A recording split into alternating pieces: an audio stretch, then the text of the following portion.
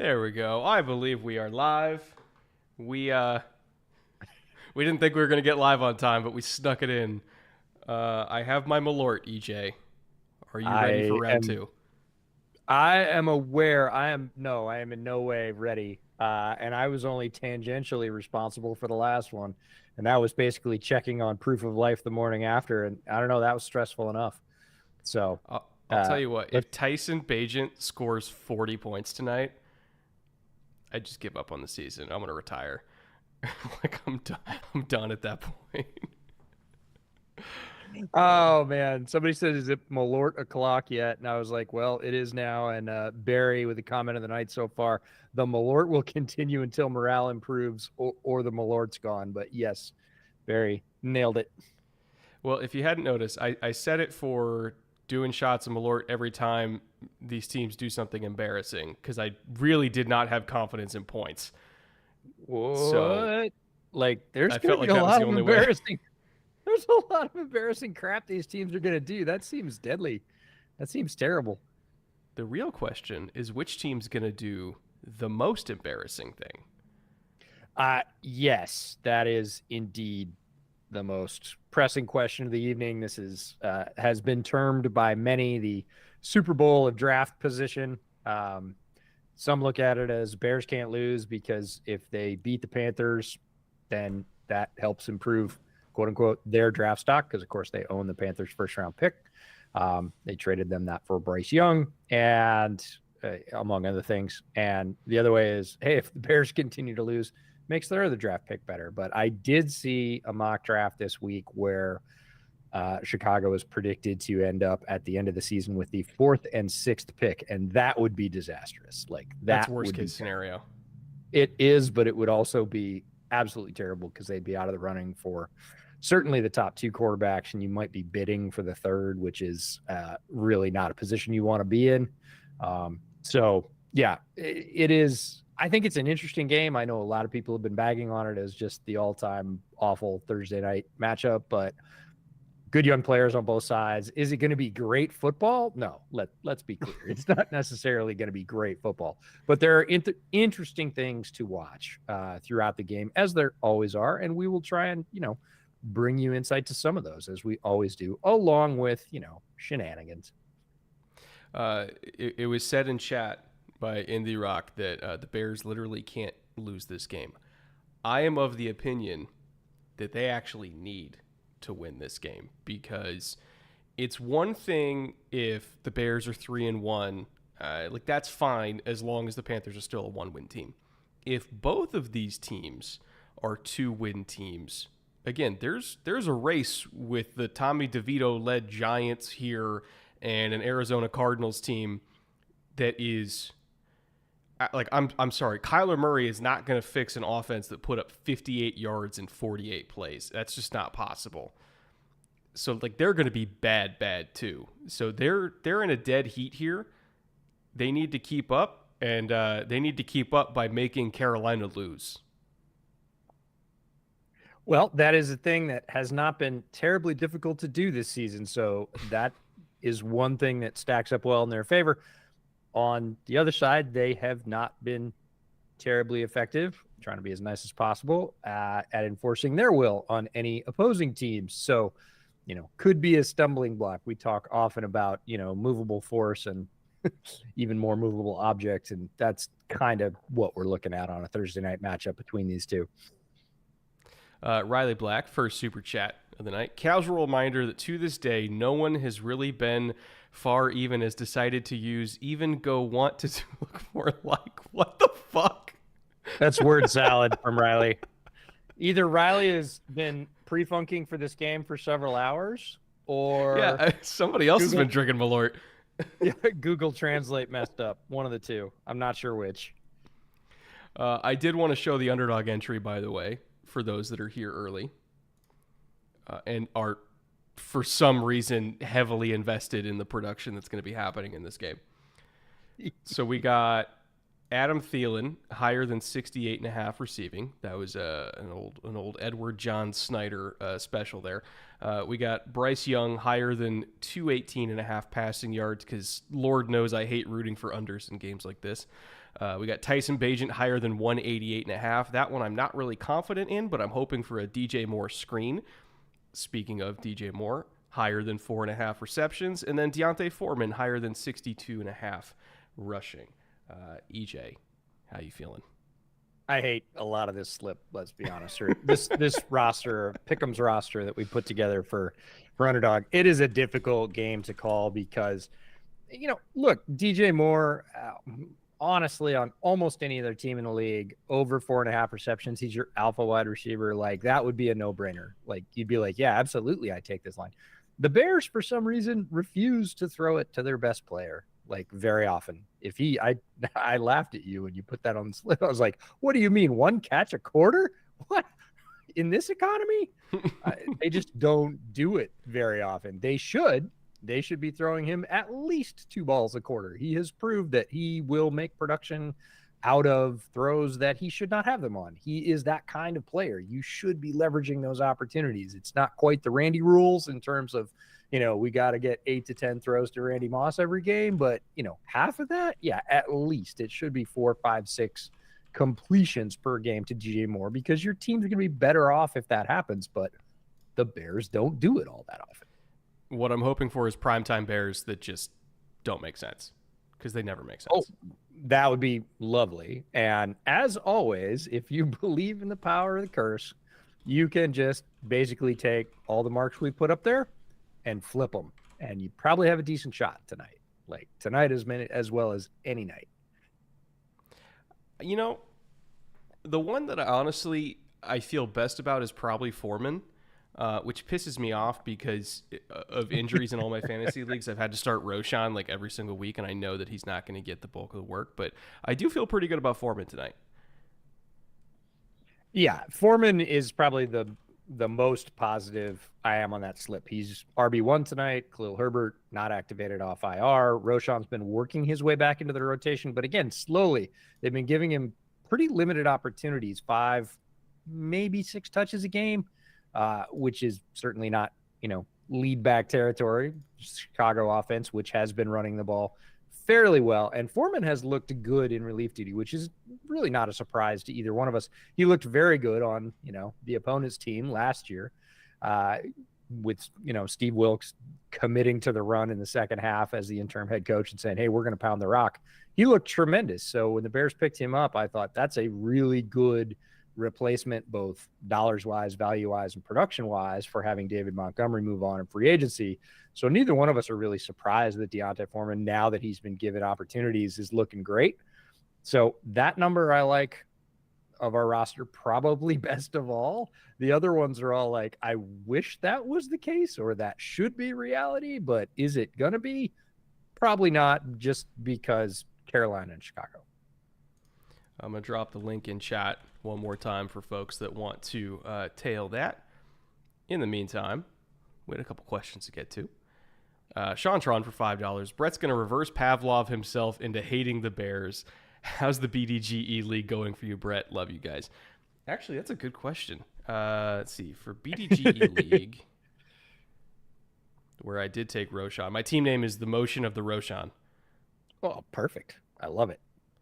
Creative team names are the best. It's one of the best things about fantasy football in general, across the board. I have a lot of leagues on Sleeper, so. Yeah, I was going to say, that's the funny thing. Somebody's like, how you doing in that league? And you're like, I actually have no idea. I haven't checked that league in weeks. Let's see. That's the one that I've been dealing with an obscene amount of injuries. So I'm starting Roshan and then Brian Robinson. I got Demario Douglas as an every week starter. Like... It's not good for me. I had Pickens going when he got negative. Okay, so we see how it's going. That's how it's going. That's a pretty good Basically, update. I'm one injury away from playing Ty Chandler. Like, that's how that league's going. Wow. Okay. Yeah. Like, sorry to hear. So I'm 1-8. Yeah, I would guess with all the players you named off, it's the complete opposite of that guy that, chats in and says, "Hey, I have these 8 superstars. Who should I pick? I can only run 2." You're the opposite of that guy. You're like, "I have 0 superstars. Who might get a touch?" Well, that's the league that I went super in on David Montgomery early, and it was working until it wasn't because he got hurt. Yeah. Let's see. What else did I do? I thought Brandon Cooks was going to have a renaissance year. That's not going super well. Cortland Sutton, fuck. Alec Pierce, fuck. So, yeah. That's like the all Coleman team. It's not doing great. Oh, man. You should just rename it the motion of the curse. Let's see. What are we... chat said, what are we qualifying embarrass as? He means embarrassing things that the teams might do. Obviously, turnovers. I would say poor time management decisions. I would say. Oh, what about a timeout in the first 5 minutes of either half? Okay, we'll go with that. I would say sacks, but let's be real. No, don't do that. That's not going to be a good recipe for me. I want you breathing at the end of the night. Let's not dig ourselves too deep a hole. Look, if we need to speed it up and turn the dial at halftime so you get rid of a little more Malort, I'm okay with that. But if we need to shut the dial completely off at halftime so we don't have to call 911, that's not the path we're going for. Do drops count? I would say a drop. If it's a bad drop, not he was fully extending and hit the hands. Tip drill that ends up as an interception. So guy tries to tip a ball behind him, 100%. Tips it twice. Other defender grabs it instead. When he could have just let it drop. That counts. If a receiver catches the ball past the sticks and then retreats to try to get yak and then gets tackled short of the sticks, 100%. Well, yeah, one of my least favorite things. Wow. They just showed the picks from the crew on Amazon. Everybody picked the Bears. That's how bad Carolina is. I know, but I don't disagree. I think the Bears will probably win this game, but that level of certainty does not really factor into my decision making. Chat says every time they run 4 curl routes. Oh God, no. He'll be dead before the first quarter.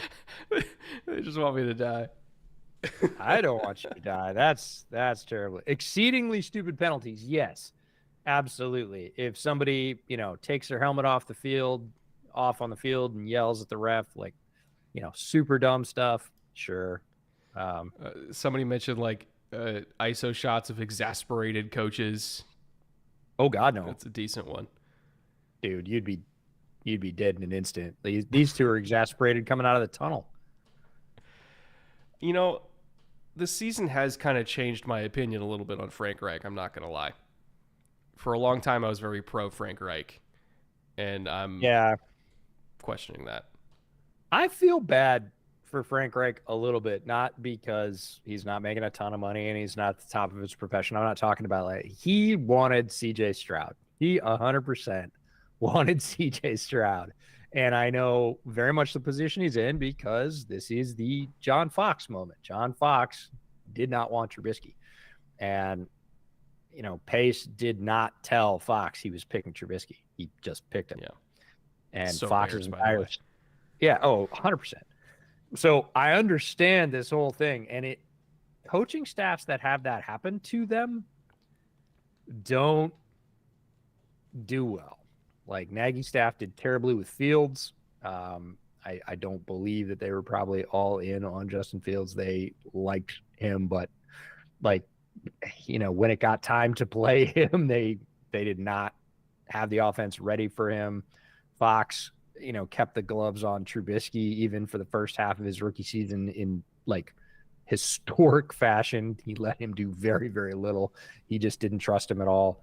And I feel although there's a lot more trust in Bryce in Carolina, there's not the comfort level. And there's just sort of at the end of the day, we didn't really want this. And I feel look, professional coaching staff should be able to pivot. these are all good players. We've told you that before. Like nobody makes it to the first round of the NFL draft being a terrible football player. But there's just this sort of reticence, and I don't know, it's like grumpiness. It's like I'm gonna take my toy and go home. Like I'm gonna take my playbook and hide it over here, and they can just go swing. And it doesn't. That's the way it seems. I'm sure it's not that way, but coaching staffs never really seem to recover when they're set on somebody and there's a sort of switch right at the end that's not of their choosing. It doesn't go well. Coaches, they like things done their way. 100%. And when they are deliberately ignored in who they want to pick, it tends to piss them off for sure. Nathan Woolley, $10 in the chat. Thank you, Nolan. Thank you, Nathan, not Nolan. I don't know why I said that. Evening, gents, and happy Tank Ball to all those who observe. I'm turning 21 next month, and I'm looking for recommendations for my first not illegal drink, because clearly you've never drank before. Wink, wink, nudge, nudge. Love you guys and all the content you do. EJ, I'll answer for my recommendation, and you can give yours, because I think what's key, if you're gonna get into hard liquor, is not just jumping into the deep end immediately. Like don't go immediately into an Isla Scotch. You will never recover. Nope. So do something like super easy breezy, delicious, and to me that's a mojito. Like get like a really well made mojito, rum, mint, sugar. It's perfect combination. Like you're not gonna immediately get repulsed by like just a wall of smoke if you jump into Lagavulin 16 immediately, like I did once upon a time as a wee lad. No. Start with a mojito. Yeah, mojito's great. There's a lot of really cool variations of margaritas as well that are really, really good. Gold margs are great. There's all kinds of fruit type mixtures in margaritas that can make them incredibly tasty. They can have real spice to them. The salt's there, and obviously tequila's got a little bit of that salt taste as well. And you mix in enough sugary fruit juice with that, and you get that salty sweet thing going on, and a good margarita on the rocks. I wouldn't go blended. That's not really my thing, but like a really well-made margarita on the rocks is delicious. If you are looking for something straighter, and you're not in terms of mixers and cocktails, but you're just looking for something to try straight, I'm with Brett. I would stay away from heavy smoke. I would stay away from things that are full of bite. I would probably go for a whiskey with a no. I would probably go for a whiskey with a fairly high corn build in the mash, because it'll have a lot of sweetness. Again, throw it over a little bit of ice, cool it down some, and have that. You won't get smacked in the face by a 2x4 of some kind of old hickory that's just waiting for you to knock you off the porch. That's not fun. Also, if you see something that says barrel proof, don't start there. Well, yeah, you have to get extremely lucky there, because there are barrel proofs that are extremely hot but don't taste that way, and vice versa. There are also just really young whiskeys that are low in terms of overall proof, but taste like gasoline. So yeah. MJS for $5. How long till the NFC stops being a poverty conference? AFC is 31-18 versus the NFC this year, and that's with the Pats spotting the NFC a 4-0 lead. I mean, we said going into the year that the AFC is clearly the stronger conference, but at the same time, I think a lot of that is skewed by the very, very top of the AFC just beating the absolute shit out of the NFC. Like Baltimore just taking it to Detroit in Seattle, right? Cincinnati taking it to the 49ers. The top teams in the NFC have not come to play against the top teams of the AFC, and that's really where you're seeing the difference here. Yeah, I would agree. NFC has some real talent, but they also have deep dark holes like, I don't know, these two teams. Yeah. So there's a disparity there, whereas I think the middle class of the AFC is generally better. You have the the Philadelphias at the top of the NFC, Seattle when they're playing really well, San Francisco when they're playing really well, like they were to start the season. Those were pretty much purely the class teams. But then you get to all the sort of mid-run NFC teams, and I feel like if you took the mid-run NFC teams versus the mid-run AFC teams, AFC would take that scrum as well. So it's poverty's difficult. They don't have as many super weapons at quarterback. That's like clear. Like when you just stack them up, there are less super talented quarterbacks in the NFC than there are in the AFC right now. And that so much of the discourse about the NFL in this country is quarterback driven. We're as guilty of that as anybody, talking about, oh, it's, Lamar versus, Josh this week or whatever. It's Buffalo versus Baltimore, and they're full teams, both sides. But so much of that discourse is driven by who you have at the quarterback, and so much attention is focused on those guys and their superhuman feats when they really go off. And there's a lot less of that in the NFC than there is in the AFC. They really needed Bryce Young to hit, like, as a conference. And the AFC only got more stacked because you got Stroud. Richardson looked really good before he went down. Levis looked really good. The entire AFC South looks absolutely ridiculous. But, like, that's 3 more young, great quarterbacks in the AFC in a conference that was already absolutely stacked. Meanwhile, like, the one young quarterback that got picked in the NFC that everybody had a lot of hope for is playing tonight, and he's been really, really struggling. So I feel like the imbalance, it's even more now than it was a year ago, and it was already crazy imbalanced. Got worse. Oh, by the way, we should probably address the Eberflus non-press conference. Which one? He did the thing from Anchorman, the Sex Panther. 60% of the time, it works every time. He was basically like, no, he's probably not going to play. It's like 51%, but, that he's not, but we'll just keep watching it. And you're like, did you see? He's out. He's in. Which is he? Like, what are we doing here? Were you watching Arthur Smith's like 5-minute diatribe about Bijan Robinson? I was like, what are we even saying here? Nothing. We're not saying anything. And I saw that our buddy Ted Wynn, who writes for The Athletic, covers the Raiders, but is also a national writer for The Athletic, said that the media is complicit in helping Arthur Smith subvert Pitts, Bijan, and Drake London, because every time they ask him about why they aren't using him, it just strengthens his resolve not to. Dude, they were asking about the Jonnu carries, and then he came out the next week and did it again. Like, I swear he's doing it on purpose. Like, he's just he said that he thought Tyler Algier was one of the elite short yardage backs in the NFL. Like, Tyler Algier is good in the red zone. Bijan, by numbers, is better. And you're like, okay, what are we saying here? Like, yes, Algier's really good. He was really good last year too, but you drafted a guy way up high, top 10, and he's really, really good. So saying the other guy who was good is better isn't really a defense here. It's not like a Bryce Young situation where, when Bijan's been given carries, he has not, performed. He's performed beautifully.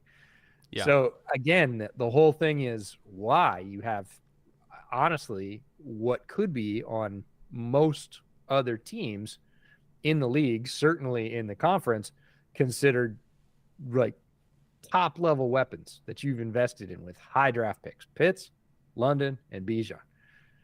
And you're using them like very little. And at what point are you like, why did you buy all this stuff? Like, it stays in the closet and you don't use it? Like, for the next coach to use. That's why. So sad. So sad. McPain trained for $5. It's a Malort game. Good luck, Brett. Order that Chinese now. It will save you at halftime. I have my DoorDash loaded up. Don't worry. Yes. Good for you. Someone's been paying attention. I appreciate that. It's the attention to detail, chat. It's why we love you. No, there's literally a fried rice food truck that's like a couple blocks away from me. And it's the unhealthiest fried rice you've ever seen in your life, but it's really good. Which means it's the best. Oh, yeah. Norris Jones for $5. Picked up an Eddie Belfour rye whiskey tonight. Good vibes. Good football tonight. Lock up Jenkins. Tevin plus Wright, solid right side. Draft Marvin Harrison Jr. and another offensive tackle. If there's a worst case scenario and they get the 4 and the 6, welcome to Chicago, Olu Fashanu. Like, it's gonna happen. It's the only thing. Yeah, and I would very much like either the top center in free agency or, and Brad Spielberger and I went round and round about this in the DMs today, but he does not believe in day 2 picks for centers. And I'm like, well, that's when you have to pick the good ones anymore, because it used to be you could hang out till round 4 and get a really good center. And now all those guys go in round 3 or even round 2. And the price has just gone up because teams appreciate what happens if you don't have one. And so it's either get the top one in free agency or you're ending up spending a day 2 pick on a center because you really, really, really need one. That should be like absolutely diabolically clear after the last 2 years. So, get it done along with everything else. And I have no problem if they decide that Fashanu is their guy or Joe Alt. Like Joe Alt's improvement this year has been eye-opening, and he was still really gotta good. Get to him. His ability to rebalance, to reset when he gets off is elite. And it wasn't last year, and that was one of his failings. Again, if he didn't get put off balance, he was great. That's the reason he was on all the preseason All-America lists. But this year, his ability to sink and drop when somebody gets him tipped and give no ground doing it and then basically re-anchor is crazy. So either one of those guys, pick your flavor. I don't really care if you decide that Braxton's not going to be your left tackle, but don't forego center again. Don't you dare, because you've seen what happens when you've got wild snaps, when you've got the inability to move people out of the middle, when you've got wrong calls. That was sort of earlier in the year. That's slowed of late for the Bears, but I'm with you. Tevin and Wright on the right side, just leave those guys there. You've got good young maulers. Those two guys they're somebody said to me in the comments the other day, they're like a WWE tag team. They're just ripping people, and they are. It's great fun, and they're both playing really good ball for young guys. And just leave it for once. Chicago has this propensity to just move guys and move guys and move guys. And it's not always injury. A lot of times they've done it by choice. And it's just not good for offensive line continuity. I saw that 95% of the snaps the Chiefs have played this year have been with the same 5 in the same spots. Which is kind of remarkable that they've stayed healthy. I fully agree, but it makes a huge difference. And for people wondering what Chicago's mark is on that list, I don't know, because the list only went to 20, and Chicago is definitely below that. Yeah, there's no way they're above that. Yeah. Curtis Rogers, since we're talking about centers, thoughts on Linderbaum? Been really good. He I swear he took a couple souls last week, downfield. Oh, the pin and pull stuff that they were running with Keaton Mitchell with Linderbaum out in front. I was like, oh, that's why they drafted him. Look out. Yeah, he's been great. No, I think he's been very good. And you don't even necessarily have to get Linderbaum, but you can't wait till the 4th and hope. There are guys that can play down there, and there are guys all over the league at center who have been drafted in the 4th or the 5th. But your chances are lower, and you have to be better. And I'm sorry, if you're Chicago after the last 2 years, you can't miss on that one. You just can't. You need an answer at center. You probably need 2. I would not be at all upset by the top free agent at center and a 4th round pick who was promising. That would be fine by me. I wouldn't. Double dipping would be awesome, because they're extremely tenuous right there, and it has really hindered what they've tried to do in the running game and in the passing game. Sycamore and Connor Rogers on their podcast were talking about the UW kid converting to center as somebody who could play all 5. If he's comfortable snapping, and that is also super duper important, I would completely take him. He is a force. He He's a lot of fun.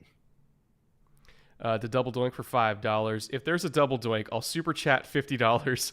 If not, finish the stream with an extra shot. We can renegotiate at half if you're dying. Okay. I will All I will right. finish the stream with an extra shot for you. Wait, Ooh, so is the stipulation that they have to double doink for me to finish the stream with an extra shot, or if they don't, I finish the stream with an extra shot? I think you're I'm kind of amenable to either one. yeah, I think you're kind of screwed either one. So the guy we're talking about out of Washington is Troy Fatanu.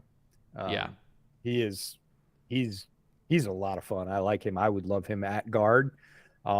Again, people are like, okay, well, if that's the right side, then what are you going to do at left? And my answer is, if you're only worried about left guard, if you only have to fill left guard, if Nate can slide over to left, do that.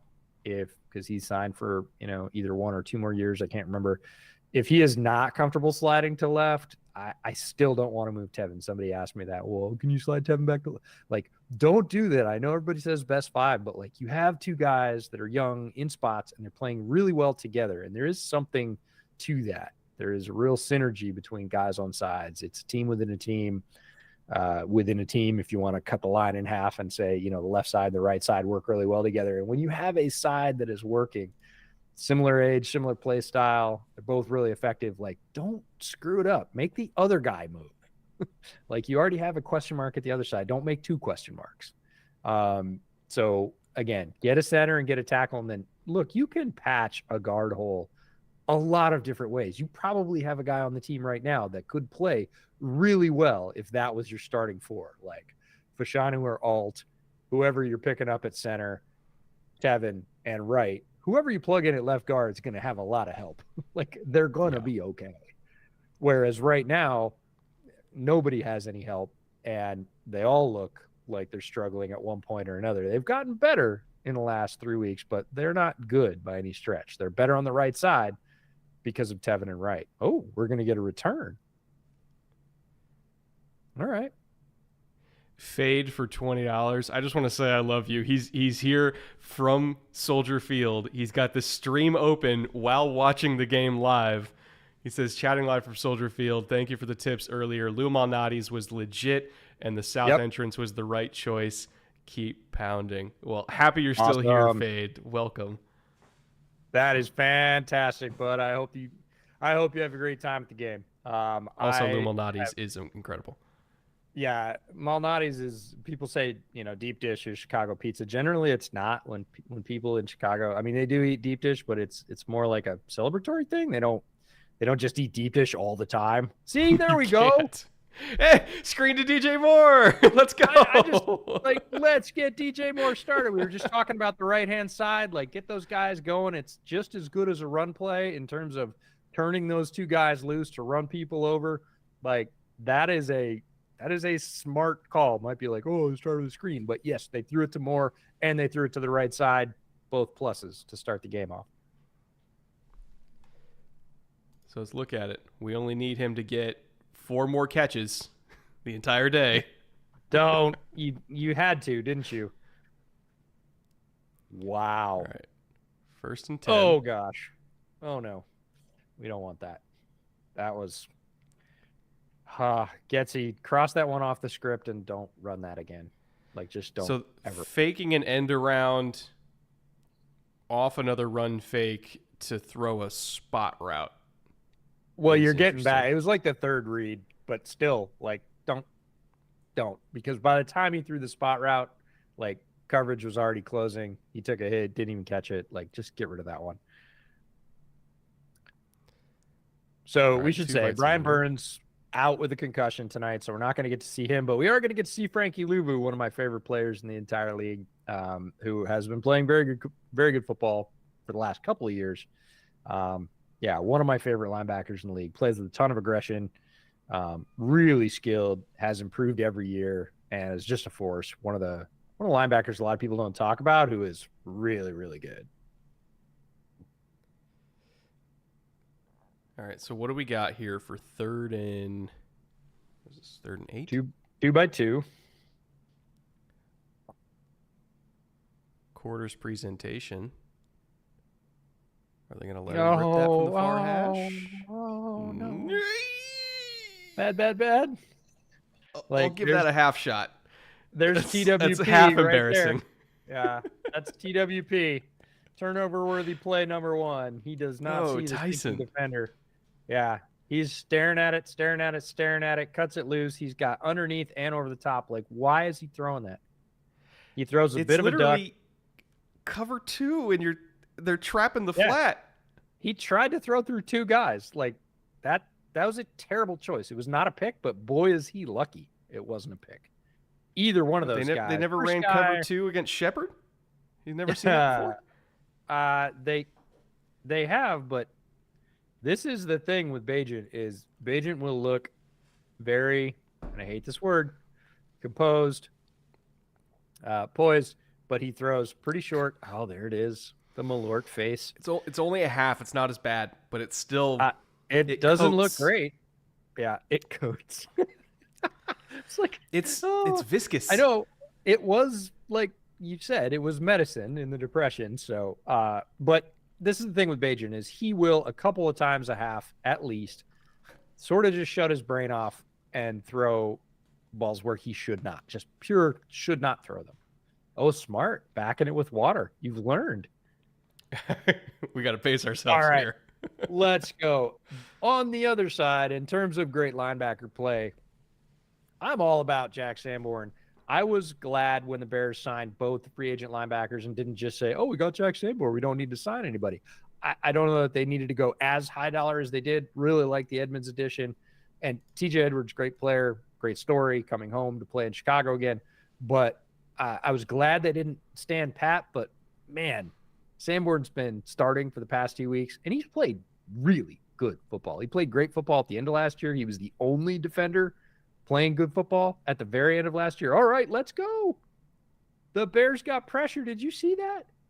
It does exist, DJ. Send a postcard.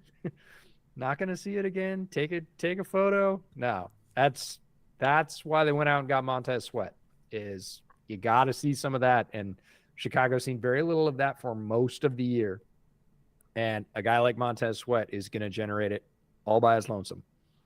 What really strikes me is just how much freaking bigger Sweat is than every other Bear. He's a dude. He is. I mean, look at him. He's a Groot freaking out unit. there. Yeah, for sure. More pressure. Okay, they flush. He runs. Oh, they didn't quite get him. Linebackers got together on him, but they didn't quite get him. Oh, wait, flag. Oh, we got a flag in the secondary. Oh, we got laundry. That's not good. If it's in the secondary. Way away it's from the Bears. play. Yeah, that's going to be defensive holding probably. I mean, first down either way, but still. Yep. Wah. Oh, they called illegal contact. Okay. Wow. That's still. Holding. I hate when they throw it like 30 yards away from the play. Yeah. All right. Fitzy with a super chat. Brett, number 1. Go. Number 2. Very fitting way to start the game. Hope it brought back memories. Oh, no. It is another Malorty kind of night. It is. Fitzy, indeed. I'm just trying to get rid of the bottle. It's like he doesn't have a sink, Fitzy. I know. All right. Good screen. Wait. What was our Thielen number? It was like 68.5 receiving. Oh, See, that's well, a tough one basically because 0 because that was a catch. well, they were showing pressure off the edge with the nickel, and so I think Bryce was thinking, I'm going to throw the now screen because we'll get numbers outside. And then they backed out of it, and there's just nowhere to go. That's tough. The one thing I did like about that from Bryce is even though he was not particularly set and threw it with a funky arm angle, great ball. Like good location, good velocity. A lot of guys cannot throw that ball well, even when their feet are set. And he just basically, catch and flip. And that's a skill. It might not be your favorite skill, but it's a skill. We're calling for, okay, we said 4 curls counts as an embarrassing moment. Second and 11 against quarters presentation, and we're calling 4 curls. Like, they're playing for 3rd and 5 here. I fully agree. And I think Panthers fans would agree with you. And now he's got to, throw past the sticks here, or at least You would think he has to throw past the sticks. Uh-oh. Are we going to get a three-man game here? Not a lot of guys. Yeah, He's there's the going to load run it. front. All right, who's Jalen, man? I'm not wild about Jalen Johnson's effort on that play. So the key thing there, if you're watching on third down and you see 3 defensive linemen all lined up on the same side of the offensive line, very rarely will all 3 of them stay on the same side together. And so you saw they were trying to set up Sweat to come on the loop inside on a 3-man game. I think Belichick calls that truck. But Did you see there's how a whole bunch late? of different 3-man games you can run from that. Did you see how late Jalen came off his guy who was standing at like 4 yards? No. He completely plastered him, but Bryce literally ran right by him. It's like, dude, when he starts tucking and running, you gotta like, you were eyes back to the quarterback. You gotta come off and make that tackle. And Jalen's super physical. He absolutely could have. He just didn't. He didn't see it. Maybe pay him and he'll make the tackle. I wasn't gonna say that. I'll leave you to say. He's thinking it. I thought it for sure. I mean, that's life in the NFL. Ooh, we're going to get a little crack toss here. You got a nasty bunch from under center. No, another motion out of it. Oh, and he overthrew him. Oh, you got to hit him. those. Yeah, and that's my guy. Terrace It's Marshall Terrace. Jr., TMJ. And he has him, and he is not a short receiver. Like, he's like 6'2.5". Like, he's a big dude. And they get him wide open. I mean, that is wide open. He hits him, he's still running, and he throws it over him. That's a 30-yard gain that they're not getting. Yikes. Yikes. Come on, you can't blame the offensive staff for that. Like, they got the look they wanted. He was WAO. I bet you anything this is split zone. Hurst is off. Oh, great protection. And he it's 3rd and 7. airmails it. Ay. Okay. I thought it was 2nd and 7. Great protection from the Panthers. Great coverage from the Bears. There's nowhere to go with it, but he just airmails that thing. He has all day to throw that. He looks so spooked, and you never saw that at Alabama. I couldn't tell if he was trying to just protect it and get it out, or if he was legitimately trying to throw that. I don't know. Look, 4 curls. Bryce may not be it. I am not willing to say that Bryce isn't him, whatever else. We knew this was going to be a rough situation. We hope that he can elevate it. Speaking of, great punt by the Panthers. Hell of a punt. Like, that is a tremendous punt. So great job by the Panthers special teams. Glad they're still competing. I am not willing to, after, basically 8 or 9 games, say, oh, nope, he's not the guy. Is he fully shook right now? Yeah, 100%. He is not playing good football. He is missing stuff. He never missed at Alabama. Like, never, ever. And you can tell that he is fully uncomfortable in this system. This is not a good look. It is not a good fit. It is certainly not the most efficient football that Carolina can play. And I said last week, it might be time to sit him, because sometimes rookies get to a place in their rookie year where what they need is rest. Mental rest, physical rest, something like get a vet, sit him down, let a vet go in. And, typically that's somebody like Taylor Heineke, who, obviously on another team, that is a decent spot starter that's going to come in, stabilize the team, show them some things. Hey, this is what you could have done with that play. It's basically the same offense. They're not going to change it wildly. It's not like you have Anthony Richardson and then you go into somebody that's not Anthony Richardson. Like, he could learn some things, taking the mental reps on the sideline. He's not taking the beating. He's not going to be taking the beating in the press, because he's certainly taking a beating in the press right now in Carolina. Like, it's just a chance to breathe.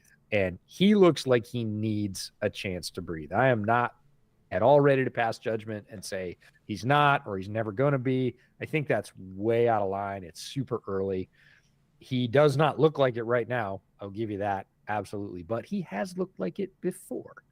Like we've seen him play very good football for long stretches against tough opponents. So When he could, or when he was allowed the space to function, you know, and Bama, you know, his last year at Bama, um, it's not like they had peak Bama talent, but they their hit not talent on was the still line. good, Yeah. like relatively speaking, enough so that he wasn't getting absolutely shelled every single week. You know, he still had some NFL, not like, you know, Devonta Smith, but he still had some NFL quality threats to work with. And I think when you're going to a team like the Panthers, where your best receiver is Adam Thielen, who might run 4.78 at this point, and your left tackle Ike Kwanu is getting absolutely beat to death every single weekend, like it's tough. It's tough. Yeah, it's not a great look. So Bryce might benefit, I think, from a little bit of respite to just sit, watch, learn, sort of get his feet back under him and come in and take another look at it. Because right now I don't know what you're going to gain with him just sort of pounding his head against the wall. It doesn't look like a lot right now, certainly not at the start of this game either. Nice little sneak by the Bears out of their own end zone, picked up more than enough breathing room to operate. I do find it funny that the Bears were favored by 3.5 because that implies that they think they're going to score more than 3. Okay, we get our Foreman start. Yeah, any bets on scoring in this game from either side are completely suspect to me. Like, I'm a degenerate, but not that much of a degenerate. Like, come on now. Watching JT's breakdown of Carolina is painful. It is. Watching Carolina's football in real time, which all of you are here to do with us, presumably.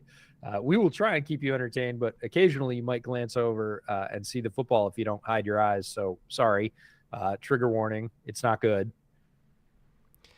Man, let's not put DJ freaking Farhash as the number one. Because there's no way ever that Tyson Bagent is going to make a Farhash throw to number one to the field. Not deep down the field. And that was a screen. Yeah. So anytime you put DJ Moore out there, you're basically saying, like, well, he's not getting the ball. Yeah, he is a good blocker, and I do appreciate the fact that Mooney has become part of the offense. It is one of the good things about the Tyson Bagent experience is that Mooney is no longer forgotten, and he was, for the first month, like on a milk carton. He had like 4 catches in the first month. He was completely uninvolved. And that always bothered me because he's healthy this year. We've seen him be a very good and very dynamic receiver. He's not a number one, but he doesn't have to be because DJ is there. Like, I really felt good about him sort of slotting into the right place for the Bears this year, and they just didn't use him.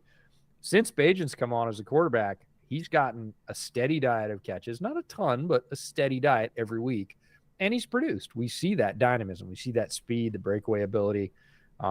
So that's one of the things I like about the Bagent experience. There are lots that I don't like, but that one is a good one.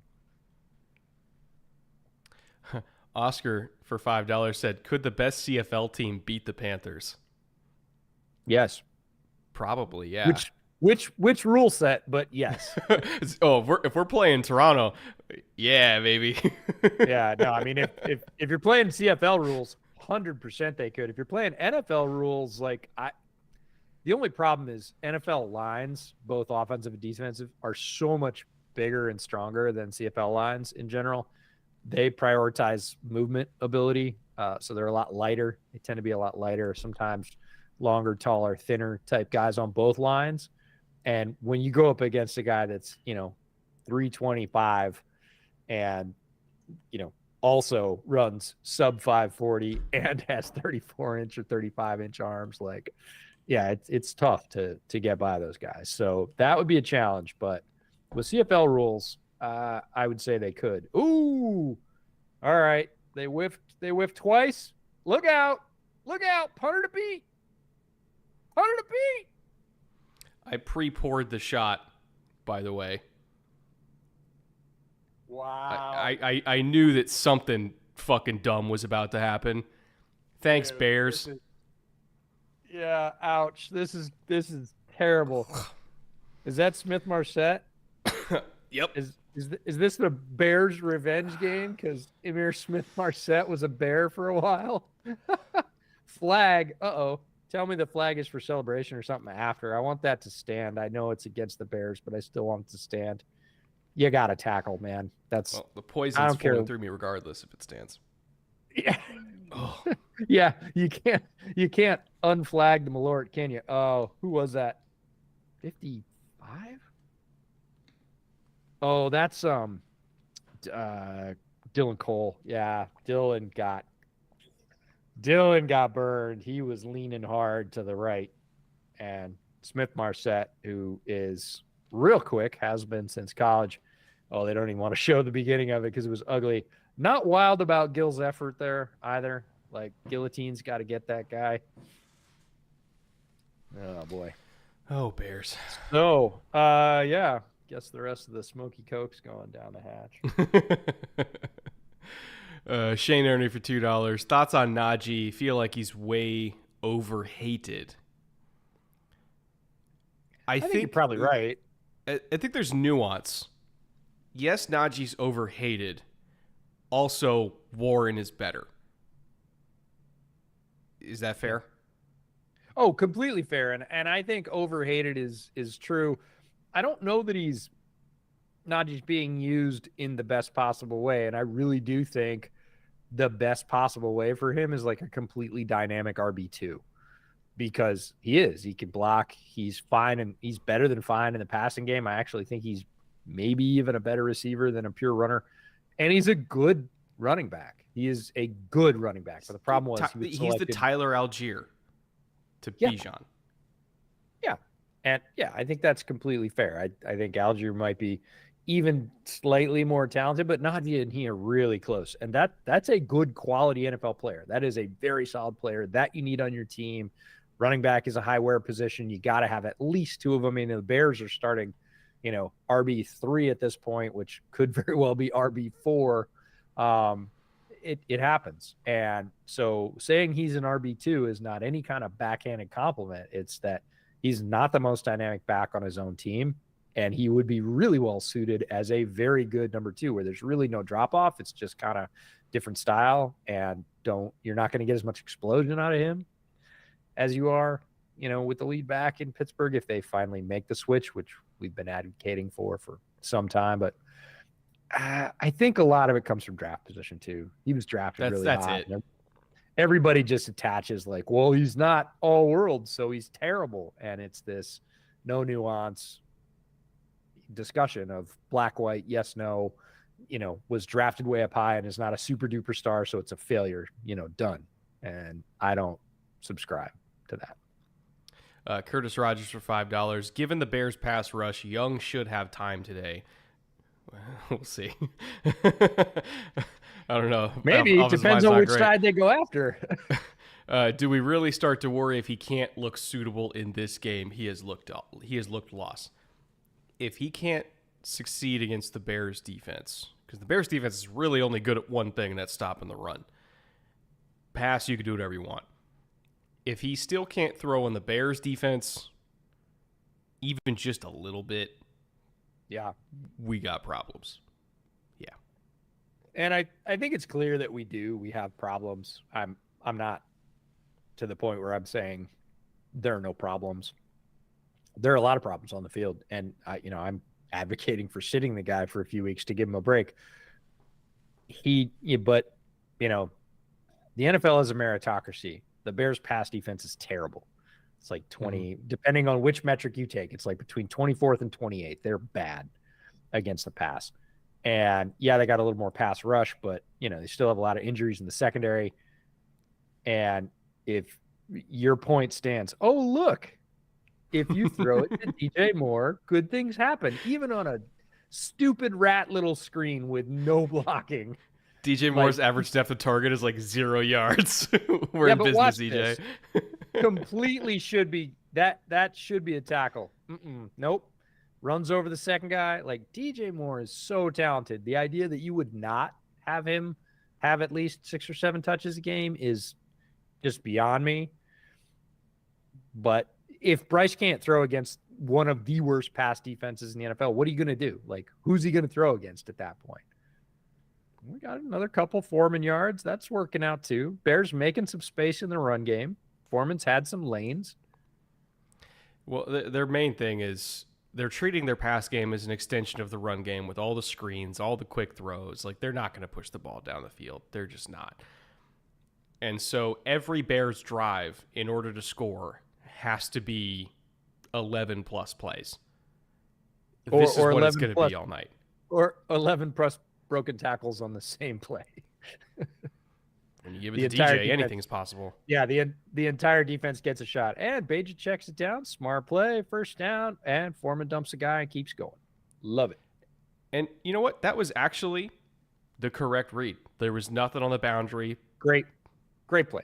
I have no problem with that. Like, that is operating the offense, staying ahead of the sticks. A lot of times when we and lots of other people are talking about offense, we overcomplicate it.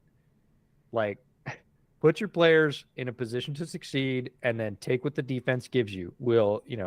Can't go broke making a profit. And so many teams, nice cutback by Foreman. Yeah, a little toss outside zone. Let's go. And again, look at all the space he's got to work inside. Yeah. Like, there's some breathing room in there. They've got their tackle spaced really widely, but we get a nice little kind of duo, and then it's just a huge hole. Patrick carries his guy across, and Foreman sees that coming, and great cut, breaks a tackle. Oh, we're just tying shoes. Okay. I was like, they're checking him out on the sideline. No, they're just tying shoes. Okay. Here's your Roschon carries. 4 strong look. Little inside zone the other way with Roschon. I mean, considering who they have to operate this offense, this is as good as you can hope for. I would for a Tyson Bagent-led Bears team, this is what it's supposed to look like. And a lot of people have gotten Bagent's skill set twisted in their brain. But he is good at this, and at least they're keeping him in that lane. Like, they're not asking him to throw 20 yards down the field, twice a drive, because he's not going to complete those by numbers. Watch, he'll hit this one. So close. But you know what? I don't mind. Not a bad ball, though. Yeah, I don't mind if they took the shot one-on-one with DJ Moore. Again, if I'm going to advocate for DJ Moore touches, I can't get touchy when he's got one-on-one and the guy says, hey, I'm going to trust my number one to go win the ball. Didn't really get him on the stutter go. That's brutal. Yeah. It didn't really get him on the stutter go. He didn't bite, to his credit. Nice job by 32. Tyson left it out there because, again, when you're running that double move, there's a few different ways you can run it. DJ was really selling the comeback, right? Like, he full on turned his shoulders. A lot of guys, when they run it, they give the 3-step breakdown and then they keep going. Like, they're just really trying to keep you flat-footed. They're not trying to get you to T-step and drive. DJ, knowing that Tyson's not going to throw the ball down the field that much, he's like, I'm going to really sell this comeback. I'm going to get you to T-step. I'm going to win by 12 yards. And I think Tyson was anticipating him kind of just hitting it a little bit quicker and not full-on selling the route. It's just, hey, hit it and then go. Yeah, so maybe a little bit of miscommunication. Yeah, a true stutter go. Yeah, stutter your feet and then bolt, as opposed to I'm going to cut, take 2 steps, and then cut hard the other way, which does take a beat longer. And again, not a bad ball. And I'm not sad about them taking a shot one-on-one with DJ Moore down the field, because he's going to win some of those, like his fair share, I would say. He's not like an 80-20 deep ball guy, but he's going to win his fair share. I don't feel bad about it. There are certainly receivers I'd be like, what are you doing? But DJ Moore's not one of them. So, got a false start on the field goal.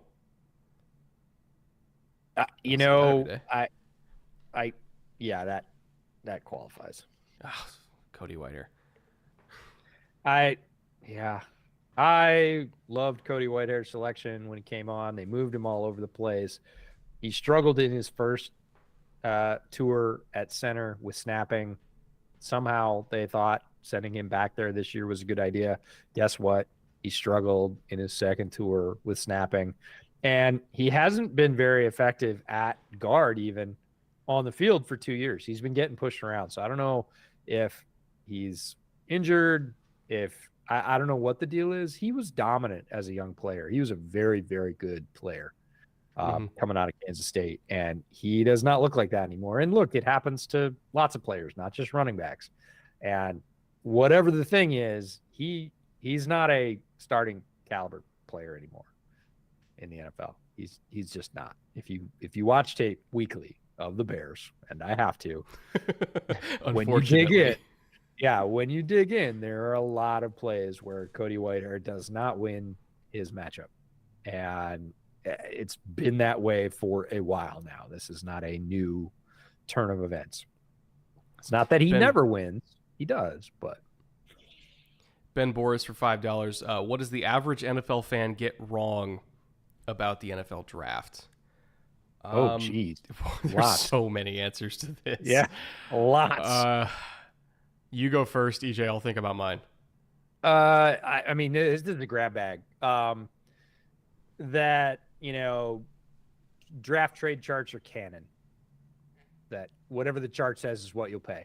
No, you'll pay whatever the going rate is. It's complete capitalism. And if it's a quarterback, throw the charts out. It's as much as you can pay, right, to outbid anybody else that wants that spot, who wants a similar player. And people say, oh, they overpaid. The chart says, and I'm like, no. Like, they're on the phone with the other GM, and the other GM saying, I have better picks in hand. Do you want to up? It's just like an auction. It's two guys sitting in the audience at an auction, and when it gets up there and the bidding gets up there and all the other people fall away, the little attendants are out there and they're like, okay, you're going to have to go 25,000 to get this. Cause they're already there. Like I would recommend 26 or 27 if you really want it. They're like, okay, 25. All right, we had 25. We had it. And then, hey, they went 25. And this is what the GM's doing. He's the auctioneer. He's going, no, I already have 25. Like, are you giving me 26? If not, it's going to them. And so they get done with it and they've amped the price to where somebody finally backed off. It's just like playing poker, right? Call, not call, whatever. And, then somebody looks at a stupid chart, irregardless of that discussion or all the discussions that went on, and went, oh, you paid too much. It's like, no, they paid what they had to get it. Also, piggybacking on that, GMs aren't just considering, especially when future picks are involved, they're not considering what the team is now. They're considering what the team is next year. Like, the Vikings tried as hard as they possibly could to go up into the top 4 picks to get Anthony Richardson. They tried. They offered the fucking kingdom. But the offer was rejected because the trade partner they were working with was thinking they were going to be a playoff team and that the picks were going to be worth less. So, like, that's a huge consideration. Sometimes they don't look at the chart because if future picks are involved, they're like, well, what do we think they're going to be? And when it came to Minnesota, they were a 13-win team last year. That GM was like, hey, that might be a late first-round pick. Like, that's worth a hell of a lot less, Agreed. I would say for my thing that the average NFL fan gets wrong about the draft is thinking that there's such a thing as stock up, stock down after this season, of like, oh, they improve their stock at the combine or they improve their stock at pro day. All these guys have their grades done before they even played this year. Like, NFL teams already had their grades done. The last year of eligibility before somebody can come out in the draft, in 95% of cases, is literally just meant for dotting I's and crossing T's, doing background checks, getting medical information, making sure that they still look like the player that they already graded, which in the majority of cases they do. But usually the grade's already done. There's no such thing as a stock up or stock down. Dude, what did I tell you before we started? Strawn. So Strawn is a player that Frank Reich knows because he played for him in Indy and he was really successful. And Bryce Young hits a deep shot to him. He was just signed to the roster like yesterday because of all the injuries in Carolina's receiver core. He starts tonight and catches a bomb from Bryce Young like 5 minutes before we put this thing on. I was like, you know who the Panthers signed? He's like, no. It's like Strawn. He's like, Strawn. I was like, the receiver from Indy, Frank Reich worked with, that always was really effective, that people were like, man, he's pretty good. Oh, that's a dangerous ball. You got to tackle Yeah. Bears Oh man, throwing late to the field side flat. That's tough. against guys like Gordon, who really Yeah. are very, very springy. Anyways, I'm thrilled to see Strong catch the ball, not only, just for his profile, but like this is the importance of active GMing. This is a guy you signed off the street midweek, that's familiarity to the old coach. There's a struggle because your guys are down, you've hit a bad run of injuries, and you plug him in, and literally been with the team 2 days, comes out and makes a big play for you. Oh, again, Bears Ooh. are struggling to tackle a little bit here. Little pistol inside zone. I'm here for it. Yeah, Chuba has improved as well. He was starting to improve throughout last year under the Wilkes leadership, and he has continued under what is, again, a different regime here to get better. And I love to see that in players, guys that continue to drive, continue to build their skill sets, and are scheme flexible. I'm not going to say scheme agnostic, but can produce in multiple schemes. Chuba, just a guy where the arrow is gradually pointed up, but it's still pointed up, and he's on that climb. Love to see it. Matthew Wright for $5. My coworker's kid plays DT/DE in high school football. He's 6'1" at age 15. What are some good resources for him? So if he's a D lineman, let's see, who's a good D line coach that does stuff online? I mean, if he's somebody who's willing to watch coaching clinics, go on YouTube and type in Pete Jenkins clinic. There's like 20 Pete Jenkins clinics on YouTube. He's arguably the greatest defensive line coach ever. He's like the defensive line version of Dante Scarnecchia. Have him watch Pete Jenkins clinics. Let's see who's. I don't think Chuck Smith ever did any. Maybe he did. He did a bunch of stuff, but it was usually when he wasn't the lead. It was like, I'm a coach and Chuck is like guesting, or we're here with Chuck today, or whatever. BT Jordan might have. BT Jordan's the pass rush coach for the Seahawks now. Chuck Smith is the pass rush coach for the Ravens now, and they both had been private coaches before and everything like that. So I would say try to find some content from them, but especially Pete Jenkins when it comes to like technique for stopping the run and D-line reads and everything like that. He's the GOAT. Short round for $10. Considering this is the Great Tank Bowl of 2023, is it best draft position wise for the Bears to A, win, B, lose, C, tie? In my opinion, win, because we got to keep the Panthers at 1 win. We're competing against the Cardinals. We're competing against the Giants. I think the best chip on the table is keeping the Panthers at 1 win. So they got to beat them. Yeah, I would agree. The Bears winning tonight is, the most straightforward path to them having one of the highest draft positions, which is really, sure, it's great if you end up with 2 and 3, but at this particular point, like between a rock and a hard place, it's like, oh, well, they're worse than us. If we beat them, we can keep them in a bad strait. Like, yeah, that's it. Thomas Jackson for $250. As a coach, what defensive scheme would you run in the NFL? The one that my players could function in. Yep. If I have safeties that can play in space and mirror guys down the field, I'll play a lot of quarters. If I have safeties that can't do that, I got to hope one of them has the range so I can play a bunch of cover 3. And if I don't have safeties with range, guess who's majoring in cover 2, baby?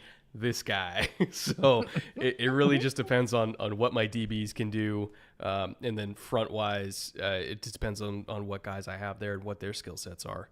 If I can be an odd team, I'll be an odd team. If I got to be an even team, I'll be an even team. Whatever my guys can do, I'll run. God bless Kyler Gordon for being able to tackle. It's about time somebody can. Yeah, exactly. All right, little nasty bunch to Oh, the field. oh, all right. Let's go, Jaquan Brisker. Good to see him back. Yeah, he got asked about being dinged up and if he was going to change his play style. And I always giggle when they ask either like inside linebackers or like hard hitting safeties, like, oh, are you going to ease up? They're like, no. No. They're all like, no. Like, and you know, that's not leading with your head, but if he wants to prolong his career, he should really learn how to get his head to the side of his target because running his face into things has not worked out super well for him. But those guys are not gonna change their style. I always giggle. Like, what do you expect them to say? Oh yeah, I'm gonna be soft. I'm gonna sit way back and two-hand touch guys. Like, I just want to be in the league a long time. You won't be in the league a long time if you do that. No, I'm gonna continue to go full speed. And you hear it all the time that NFL players will say when you get hurt is when you're at half speed, right? When you're dogging a little bit, when you're You when got to you're send it. not going, you got to go all out. If you can't go all out, you shouldn't be out there, and that goes for coming back from injury or aging out of league or whatever. When you can't absolutely gun it every play, then you're going to get hurt. Before that, it's sort of the luck of the draw, anyways. But almost to a man, they all say like when you're really going to get hurt is when you're sort of loafing out there and not paying attention and somebody comes in sideways. Like, you got to be driving every down. Jeff Thistle for $10. What is it about Alabama quarterbacks that gets them drafted so high? They're always so bad. CJ was always the better player. Don't believe Tua is an exception. Call me when he doesn't have the fastest players in the NFL. Several responses to this. Yeah, there's a lot there to unpack. So, what is it about Alabama QBs that gets them drafted so high? For a long time, they weren't. You know, when it was Greg McElroy and I was going to say Craig McElroy, anybody? Like for a long time, like they weren't getting drafted high, and that's for a reason. They weren't very good. Yeah. Well, I mean, they were good, but like they weren't relative to like true great NFL prospects. They weren't, right? It wasn't until like I truly think the Johnny Manziel year when he lit up Bama, that's when Nick changed, right? That's when he started caring about like recruiting top tier quarterbacks because he realized he couldn't just run the ball with Mark Ingram and play defense and win anymore. Like the spread was here to stay. They were going to have to score 35. And that's all of a sudden when you started seeing, Jalen Hurts. He pulled him out of Texas. And, then they got Tua, Mac Jones. They pulled Bryce Young out of Mater Dei, who was the number one quarterback prospect. And, like, literally every team wanted him. And they pulled him out of Southern California because it's an arms race, right? Like, you gotta recruit these kids to keep up with all the other top-tier SEC offenses at this point. And so I think Bama quarterbacks get drafted now because Bama's approach to quarterback has changed. As for always, quote unquote, being bad, I would dispute that heavily because it really depends on situation more than anything else. Like, I would say what they were trying to do with Jalen Hurts early in his Alabama career didn't necessarily help his development. They weren't really teaching him how to play quarterback.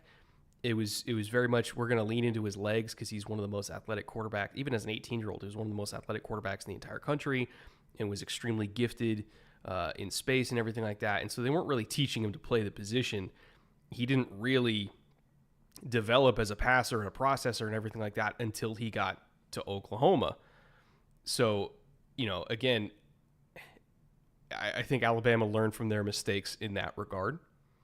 And then when it comes to Tua, like Tua was a more attuned passer and processor and everything like that when he was young. Obviously he came in for Hurts as a freshman and won the championship and everything like that.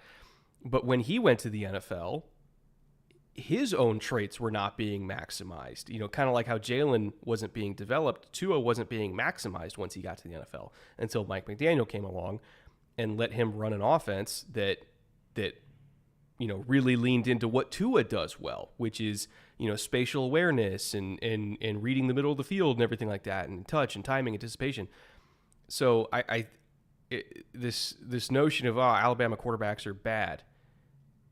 The only one that I think really doesn't the only one that I think won't have a long-term future in the NFL is probably Mac Jones, because I think Mac Jones wasn't as good as the other guys. But like Jalen, I had him as a first-round pick when he was coming out of OU, because I was like, hey, here's this incredible athlete that Lincoln Riley like did a much better job of developing than Bama did. You know, I had Tua with the first round grade because I'm like, hey, he's really accurate and has a good processor. And now all of a sudden he's playing in an offense where that's leaned into. And you know, Bryce obviously had kind of best of both worlds.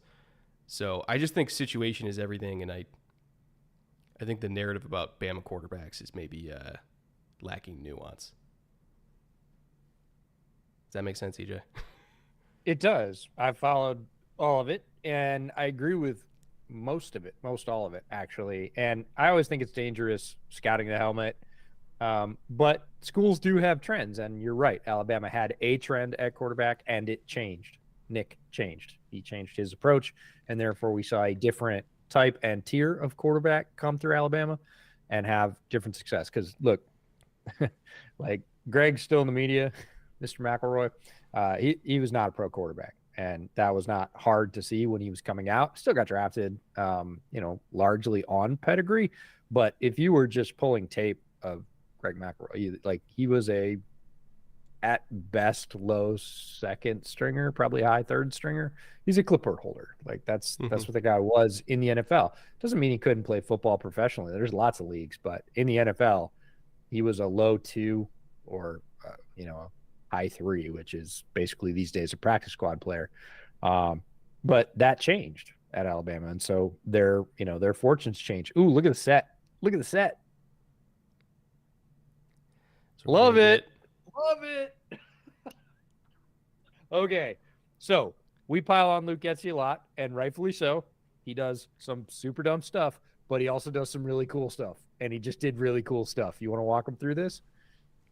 So the red flag that went off in my head was Tanyan's a little deep. Like, that doesn't look like the normal depth for a guy who's going to be running a sift block on the backside of inside zone. Why is he so deep? Oh, it's because he's leading out to the flat. That's why. Because he's pulling, he's coming the other way. And the completely unbalanced line, everybody off to the left, basically begging the defense to line up that way. Oh, okay. Deontay Foreman, let's go. I didn't wear my Angry Runs t-shirt with Deontay Foreman because I had to wear it last night for Bears Over Beers, but I do have it. Homage does make it. I'm wearing my Homage Bears shirt tonight, but they have the Angry Runs line from Good Morning Football that they're making shirts for. And when Deontay Foreman won it a couple of weeks ago, had our good buddies over there send me and JB both one. And he just had a nice helmet palming stiff arm, but great look to completely load one side of the offense, basically tempt the defense to match, line up on that side, and then run quick to the weak side with a very fast player and a lead blocker. Love it. It was effective. So if we're going to pile on Getsy when he does dumb stuff, we also get to clap when he does cool stuff. Oh, that's right. Back on a hold. Yeah, but ESB back in the lineup makes a catch. First game in the lineup this year, I believe. He went out. Training camp was on IR before season started. I might be wrong about that. He might have played a few games early, but I don't think so. I think this is his first action of the year and comes out and gets a catch. Now, comes back. Don't love it, but, ran the route, got open. He presents them with an option they kind of don't have since they traded away Chase Claypool. A tall, fast receiver. I do think ESB is better than Claypool, let's be clear. But in terms of body type and the role they'll fill in that offense, the offense's wide receiver room, good to see him back out there. Oh, they're going to let him go. They did. They let him look. They let him peek. So, they said, all right, we'll give your arm a chance. You know how I knew that was going to be a pass? Anytime, well, not anytime, but 90% of the time, when you see a quarterback turn to his running back and kind of like tell him what to do and give him like a little bit of a talking to before the play, it's a pass because he's either telling him what route to run or he's telling him what protection to do. Did you see the all 22? Oh, I did. Oh God, It was there. that's knocking. Yeah. Okay. Aye. All right. Great catch Bears by football, Roshan. baby. Yeah. Don't. Oh man. So what we are bemoaning is the fact that they had Tyler Scott, number 13, who's a very fast rookie out of University of Cincinnati. Basically runs a 7 out of slot, like basically middle post. And he knows he's coming open. When he breaks the second layer of a defensive coverage, he knows there's nobody behind there. He throws his hand up as he's going by the dude because he knows he's going to be running into a wide ass window right in the middle of the field where if Bajent had a drill, he could have put it on pretty easily. There's Justin literally nobody there. Yeah. It's one of Justin's strengths: deep ball passing, accuracy, and certainly drive. Bajent either didn't see it. I wasn't sure whether he looked off before that happened, but if he had held open just not even probably half second, like a quarter second, he's going to see Scott throw his hand up, realize there's nobody in between the hashes out there. That's touchdown. Like, that's touchdown. There's nobody that can catch him, especially Tyler Scott. Like, you put that ball on him, he is gone. That's 6. Hopefully he can learn from that. But again, it's not the strength of his game. He does not have a real drive arm. He can pass deep, but he cannot do it flat. It's not the kind of ball that you're going to see come from. It's a looper. Yeah, you're not going to see a Josh Allen type throw that goes 10 yards off the ground and 35 yards downfield. He just doesn't have that drive. So either he's got to anticipate it and let it go, put a bunch of arc under it, which was not that throw because he didn't even see it at all. But certainly if he'd seen it, he would have seen it late relative to Scott's speed. But that's the kind of opportunity where people are like, oh, he's really efficient and he hits all this stuff around the line. He's not throwing the ball deep really ever. And they gave him a chance to there. He had the green light. Like, he was absolutely eyes downfield before he hit the check down. And one of his guys, which I think now we don't know how they're reading it. It's one of my favorite things about JT O'Sullivan on his channel. He says, I don't know how they're taught to read this play. I will say the exact same thing. I am not sure. I would think, my caveat with the big asterisk, I would think you would read that outside in, right to left. 1 down the boundary, 2 down the middle. It's at worst read 2. And you got to stay on it for just a half second because Tyler Scott he knew he was open. Like, as soon as he cruised by that second level defender, he was like, yo, there's nobody out here, just me. But Bajent's not going to let that ball go. Like, that's not his strength. He's going to play safe. And that's the cost you don't see in the stats, is stuff like that. Like, that's 6. He left 6 on the table right there. Yeah, it's yardage that you don't get. Shawshank Inception for $10. I was at the Texans game. I'm okay with never going to another NFL game for the rest of my life. No way anything tops that. That game had literally everything. Shame on the NFL for no Texans on primetime. I will say there was a reason they did not put the Texans in primetime, and it's because if you watch the 2022 Texans, nobody wanted any piece of that. So I think they were hedging or I think they were making a bet that the Texans were going to be a year or 2 away still, which even going into this year, I was thinking like, yeah, they're probably That's a year fair or 2 bet. away. Yeah. And then CJ Stroud happened. Maybe they'll get flexed. I think they probably will get flexed. Oh, come on. He got hit as he threw. Yeah, but he should have gotten hit earlier. So Sweat's coming in on the rush, and he has contain as well. He has dual responsibility on that play, but there's nobody there. Like, that side is empty. There's no contain outside of Bryce taking off, and Bryce is little, and Montez, as we've said, is quite large. Like, if he just spreads his arms out, so I want to see him driving because he would have hit him before he got that ball off, which would have been preferable. Oh, nice. Okay. I'm going to put that one on Kyler Gordon. I like it. Eddie Somebody also in the read chat, that one like a book. He was breaking on it yeah, before they even snapped the ball. so nice to have him back. He's been out basically the entire year. He was back last week for the first time, really all year, besides the very early games.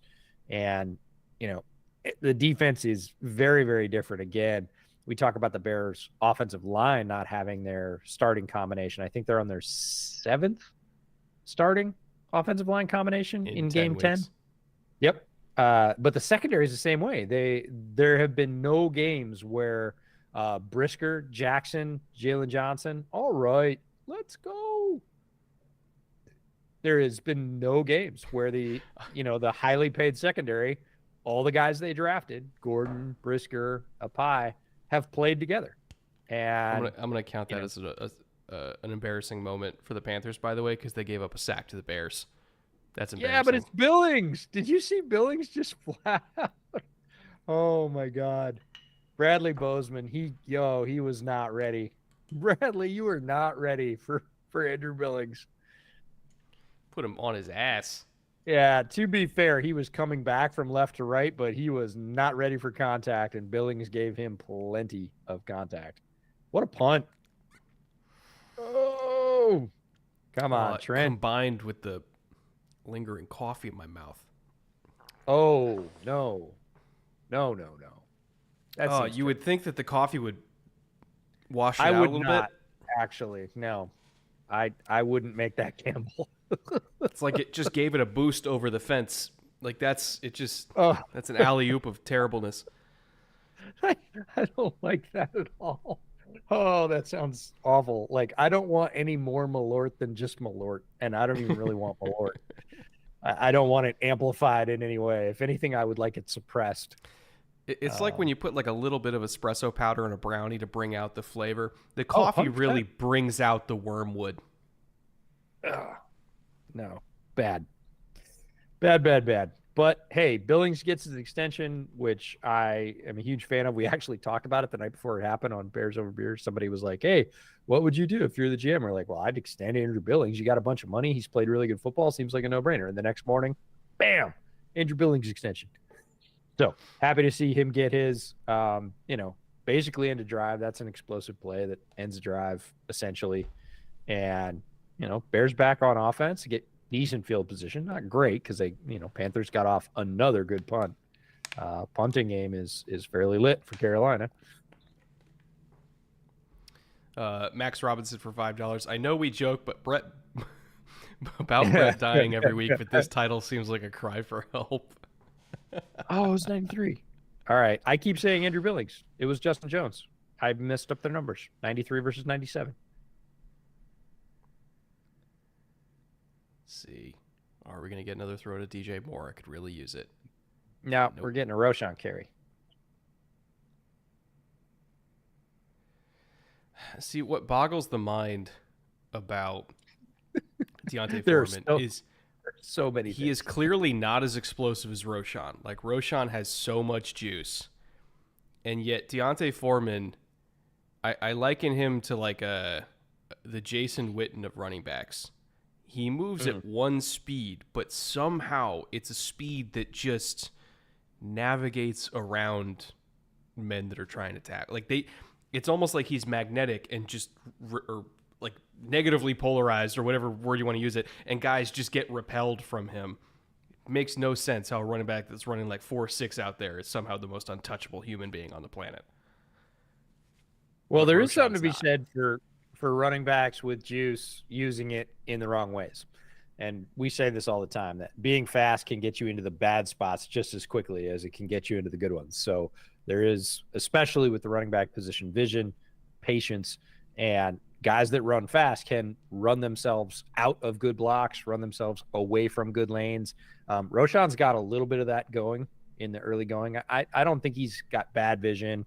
I don't think he's a bad player. I actually think he's a good player, but he's still learning, especially that's one of the underrated things about all these offensive line combinations. Yeah, don't drink. Tyson. You should. I know, but don't drink. Anyways, offensive line combinations, like offensive lines move differently when you replace players in them. They do not block the same way. They do not hold for the same amount of time. Guys maintain leverage in very different ways. And as a running back, when your line's changing in front of you literally every week, it is hard to get a beat, especially as a rookie. And Roschon hasn't quite found his footing in the same way that Deonta Foreman has. Of that, like, I know when the holes are going to open. I know when I need to wait. I know when I need to press it. He's just kind of pressing early. Like, generally, he just looks like a guy with a lot of energy that wants to run hard, and that's cool. But when you combine it with a little bit of patience, a little bit of vision, it's way more effective. And I think he'll get there, but he's not there right now. And Deonta Foreman kind of is using that veteran experience. That's why he's RB1 right now, even though Roschon's back healthy. I feel like Brett's secretly starting to like the Malort. Not even a little bit. We have conversations about the Malort. I can concur. Oh. All right. He wants it all. Yeah, Mooney ends up playing defensive back. It doesn't get there. You know, Mooney playing defensive back, I can appreciate that at least. Like, if he didn't like Tyson Bagent, he would have been like, oh, I couldn't get to it. Look, a deep pick in the end zone. Wah, wah.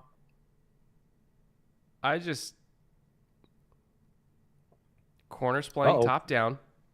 Fourth and 4. They're going to go for it. Uh-oh. Very small chance this ends up positively for me. Probably. Okay. All right. I'm going to give that one. It's a great catch by Tyler Scott in rough coverage. We'll take it. Look back at the replay. Watch the blitz pickup by Roschon right in the middle. Watch this. Bam! Oh, love it. Love it. And he was so good at that at Texas, too. I know. That was one of the main selling points. Just didn't even move. Just stood that guy right up. Full run. Bam. Love it. Bagent knows he can stand in behind him, hit Scott down the field, even though it's a curl route. Hey, we're going to see a lot of those tonight. Oh, DJ. Oh, wow. That's when your brain can't unsee the little arrow on the play. He's like, this has got to go outside. It's got to go outside. Also, the thing is, that's the angle on those. Because remember, the NFL rule is you have to be going parallel to the line of scrimmage or back. You can't go forward, right? And so from where he was lined up, his angle as he was getting the handoff was kind of going backwards, like relative to deeper line of scrimmage, everything. Deeper away from the line of scrimmage. It's designed to just kind of do this long NASCAR turn all the way outside. Yeah. There was this wide-ass canyon inside. He's like, whoa. Yeah, he's not expecting the Red Sea to part in front of him, but that was like a 15-yard gap. It's like, no, stop. I know you can turn, man. It's not a. I mean, 9 times out of 10, there's going to be an edge defender just. Well, there's probably going to be 3 guys in that gap. Like, you don't even look, but he was like, wait, what? Oh, nobody. All right, I guess I'll stop. Oh, Deontay's in the medical tent. That's not good. Oh, all right. Okay. I know this doesn't look like it. This is a good play from Tyson Bagent. It wasn't a sack. This is a good play from Tyson Bagent. He avoids a negative play when he has an unaccounted for rusher in his face. And unfortunately, he doesn't have hot. He is looking at a fairly deep route down the field, which is going to take a second. So in that split second, he decides, hey, the best thing I can do is throw it out behind the defender who isn't looking and just basically have this defender roll over me like the tide. That's going to be a safe play. That avoids sack fumble. It avoids just holding onto the ball and losing a bunch of yards and making the field goal tougher. Like, there is something to be said for keeping your team out of the bad play. And Bagent is good at that. The one thing that I lament is I just wish that when he threw that, it didn't look like he was like hucking a boomerang the wrong way and just turning over on itself. It's like, God, does it have to be just so aesthetically unpleasing? Yeah, I'm gonna go with you can't have it all. Also, I noticed Jason Kelsey's on the broadcast tonight. Eagles are, I believe, are on bye, Yeah, if memory serves. Just nominated as a finalist for Sexiest Man Alive. that's right. Big boy's getting some love. Well, I don't know Also, about that, very but he was surprised nominated. that considering the media landscape, surprised that it wasn't Travis that was nominated. Got to get that Swiftie vote. Gotta get that Swiftie vote. Well, I think maybe they thought the whole thing would have been overwhelmed if that was the case. So we'll see. Also, I think didn't so Timothy Chalamet is nominated too. I think he also date Taylor Swift too. If that's the common thread. By the way, I'm the worst person in the world to ask about that. Why am I asking a father of two? Like, what's going on? You'd be much better served asking my kids who were in, grade and middle school what Taylor Swift's habits were. I'm sure your daughter, even she would be like, I don't fucking know. Why are you asking me? She might just blurt it right out, and I'd be like, well, it shows you what I know. There we go. Top Gun for $5. Foreman, Jason Witten, and Luka Doncic use Tai Chi to deceive their opponents with their sluggish movement. Okay, I love that. Top Gun, that is a great comment. This is why people are like, why are you going to do the Thursday night game? Why don't you take it off? It's a terrible game. I'm like, you don't understand. We've got a great community. People come out. They enjoy it. It's better when the football is good, but it's not bad when the football is terrible. And we've had plenty of terrible games. The thing that just amuses me about Luka is Luka plays the exact same way that, like, if you go down to the YMCA and you're watching like a local postal worker, play on a Saturday or something like that, who's just kind of just casually just like, fuck it. From like 45 feet. Except he makes it work. It's just wet from 35 feet no matter what. You're just like, what is that? He's just dribbling just on his phone, just like, fuck you. Also, my favorite thing about Luka is his absolute European disdain, disgust. Like, when he doesn't get the call, there is nothing like Euro disgust. He is just like, oh, yeah. You're just like, oh man, it's so devastating. I love it. He had a moment where there was a reporter. Was it when he went to Madison Square Garden? First time it might have been. And they asked him, it's like, oh, how was the environment? Like, was it hostile? And he's like, brother, I played in Serbia. Like, have you ever seen videos of Serbian basketball arenas? Yeah. Dude. Fucking nightmare. Yeah. He's like, oh yeah, you think this is hostile. This is not hostile. Did you see the graphic they just threw up that Carolina is 0-4 when scoring first this season? No. What? That's amazing. What? What is that? Oh man. Fitzy for $19.99. Fitzy, you are too kind to us. Brett, come on, mate. Don't be mean to boomerangs. You're down. Also, cheers. All right, we will try and keep the names of boomerangs out of our mouth, and out of respect for you, Fitzy.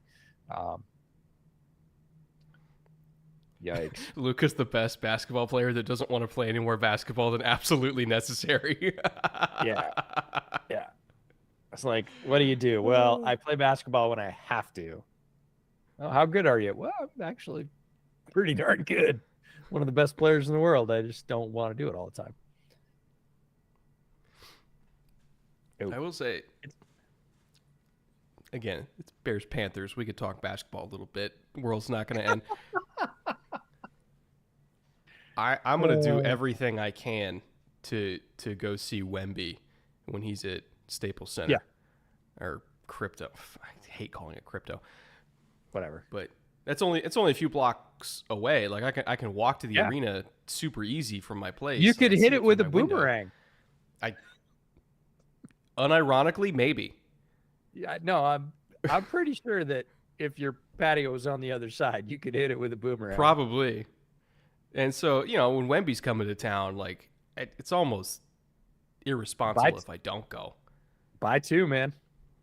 Yeah. I think it's February. I'll come down. It's funny. You and I want to go to a Kraken game. So if we're talking basketball, like hockey's fair game, and Kraken tickets, Seattle hockey team, still very expensive. Been pretty expensive since they debuted, and they've been selling out. And I mentioned to my son, I said, "Oh yeah, I want to do that."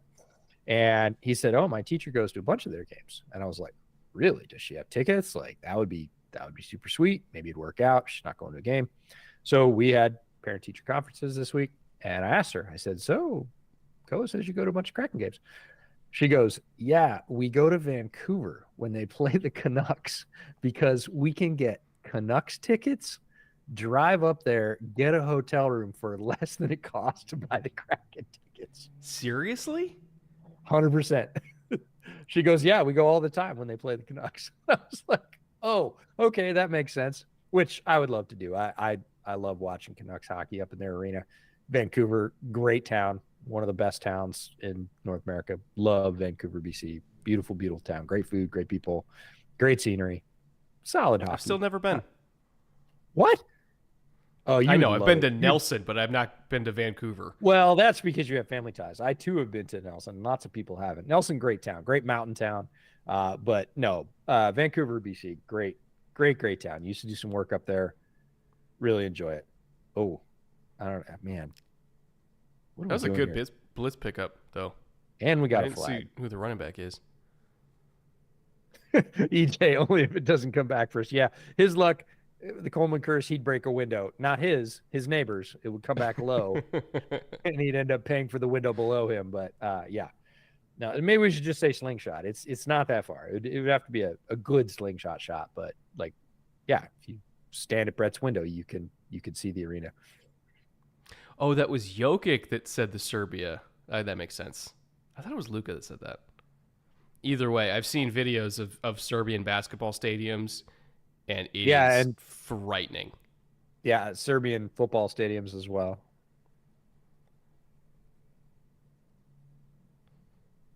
Really, just European sporting events in general are insane.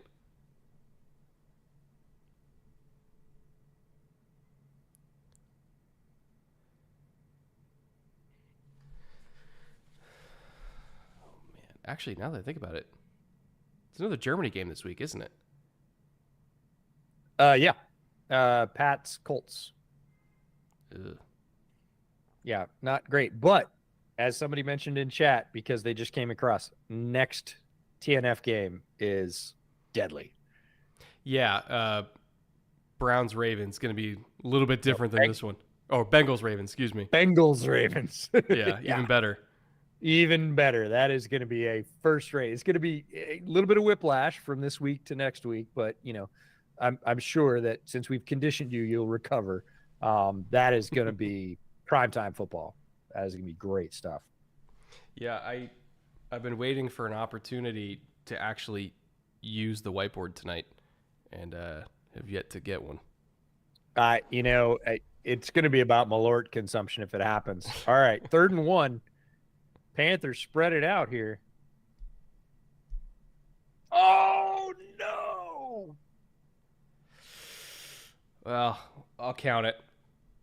You should. He's your boy. Bryce. Oh, man. Now. It was no, not Bryce. That's your boy to your boy. That's Stevenson. Look at this. Come on, man. Seriously, come on. Can we count that as embarrassing for both? Yes. It's a terrible throw by Bryce, and it's a worse drop by Stevenson. You know it's bad when the Panthers receivers are saying to Stevenson, like, dude, if he threw us one of those, we'd catch it. Oh Well, if man. he could catch, he'd be playing receiver. I understand this fully, but like, and look, Stevenson, cheers. Stevenson was never labeled a ball hawk coming out. That was not his thing. Um, he was a Uh-oh, physical EJ. press corner. Whoa. You like it? Uh-oh. No, I'm tasting it less. Oh, that's bad. Bad sign. It is a terrible sign. The last Troubling time seas ahead. that happened. Oh man, we should set up the hotline right now. We need like a Malort phone that goes next to Where's your my bed. fried rice? There's 2 buttons on the Malort phone. Well, 3. One is fried rice. One is check in with EJ and confirm that I'm still breathing. And the third one's just straight 911, but it's 1 button. Hillel's Real Football Talk said, quick question on the homage starter jackets, guys. Would you say if an XL shirt / jersey from the U.S. fits me fine, will the jacket be good too, or should I go for a double XL? No, I don't I think got so. an XL. Yeah, they're fairly roomy. Well, I mean, do you so put a you're hoodie under yours? you're 15 pounds heavier than me, but you're also taller than me. Honestly, I might go double. Yeah, if you're gonna put it over stuff, if you're just gonna wear it over a t-shirt, you'd probably be fine. But if you're gonna wear it over something bulky like a hoodie, then maybe double for the room so it doesn't bind, Yeah. especially in the arms. Like you and I, proportionally speaking, are probably similar build, so I might go double. Yeah, if folks don't know what we're talking about, starter jackets, the satin starter jackets for NFL teams that Homage sells, they are running a special, I think, through the end of this evening. So that probably would be about 3 more hours if it's their time that they're running the special on. But yeah, if you wanted a starter jacket, didn't get one, if they have your team left, now's the time. You're not going to see a better price. If you want to get one for somebody in your life, your dad, your mom, whoever like loves their team and loves those jackets, wants a whole bunch of 90s nostalgia all at once, like, yeah, go grab it. It's a great deal. Use our code, go to any of the pods, look at the description, click on that code. We'll get credit for it. Yeah, and we submitted, this is update time for our bootleg merch that's coming out. We submitted our final design. So the winners are in. We had our patrons vote. We did have definitive winners. We submitted the top 4 designs and got a tentative timeline as to when those are coming out. It's pert darn soon. And they're awesome. The e-commerce team over at Homage is ready to throw them up as soon as they're print worthy, and we should see those pretty soon. So when we do that, we'll do a little launch special, make sure that we get the link out to everybody. We'll be getting our proofs of those, so we'll have that gear as well. Make sure to show it to you, but we're psyched about it. It's pretty darn cool. Yeah, it's been a while since we've had new bootleg merch. Wow, Brett, English bootleg merch. No, it's because you can't taste it. Oh, they're personal getting a foul. flag. Helmet to helmet. See, that's a tough one because he's low, Yeah. and so he's trying to match height. But he caught it.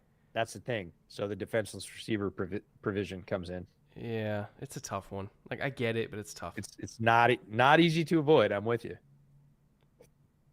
Well, Bears are in business then. Well, I hate to say that with only 6 points on the board because their business is not good tonight. As close to a business as they can be. That's right. They've had opportunities tonight. They've not been without opportunities. The defense has played well enough to hold the Panthers to just 10, well, really 3. Special teams was the 7 that they ended up getting. So defense has played well. I would just say everything is relative. Next week, when the Ravens are in business, it's Apple. When the Bears are in business, it's an Etsy shop. There's levels to this. That sells like clay paperweights and doilies. Yeah.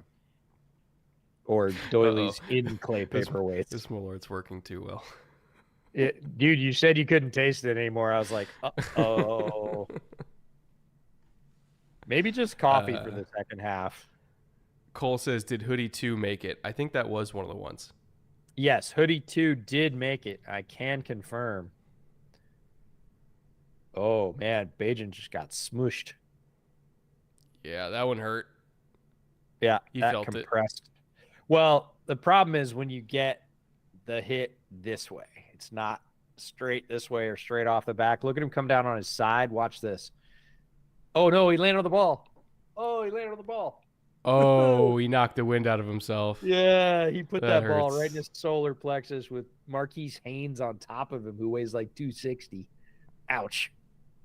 Oh, good. Don't love that feeling. Uh-oh. What's the ref doing? I thought the ref was like maybe grabbed him because the independent medical person flagged him. Yeah, but I think he's just giving him down a distance or clock. How many times has Brett died yet? You mean tonight or in his life? About to be one. Oh, okay. A, it's a DJ Moore target. B, that's pretty much a deep out. Hold on. Let's see. What are we at? So we're at 3 catches. We need 2 more for the game from DJ. Boy, look at him sink his hips on that route. Bajan's with him all the way on that one, too. He never even looks off. Nice timing, decent anticipation, great route from DJ. Sunk his hips and got to the boundary really quickly. I mean, that I expect from DJ. Oh, ESB? Man, have you ever seen a smoke route like get 3 days shipping out to the flat? That's a first for me. Oh man, what's the Shepherd mascot? Carrier pigeon? Oh, great defensive play. Great defensive play by 32. It was 32. Oh, that's Boodle again. I'm going to try to time my DoorDash for the fried rice. The next time TikTok. Tyson winds up for a deep ball, I'll see which one gets there first. You better hope his dad doesn't hear you. You're going to have to arm wrestle him for it. No.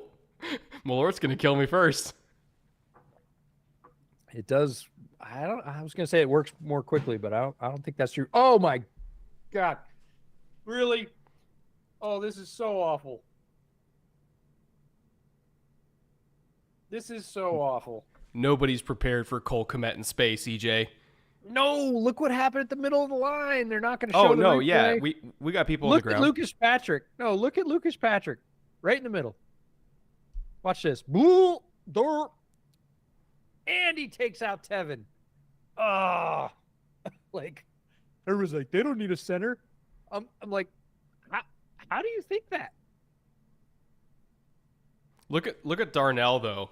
Got an edge with one hand. He's got a DB with the other. Looks like a dad separating his kids during a fight.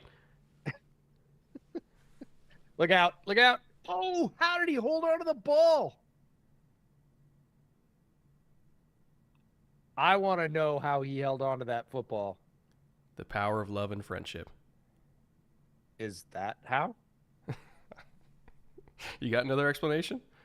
I don't. Let's watch this. Leota comes off the edge, gets away from Braxton, and he just like happened to pull it at the same time. Oh, he lost it. Grazed it. Oh man, look, Leota's like, whatever, man. Come on, I knocked it out of his hands. He just caught it again. Oh boy. I'll tell you what, though. They had like 1:09 on the clock when the drive started, and they got a field goal out of it. I don't. There's hate worse that results. Part. Yes. 100% there are worse results. Hearty clap for Cairo Santos. spend money tonight, spend money most of the season. It's nice not to have to worry about your kicker most of the time. I like that.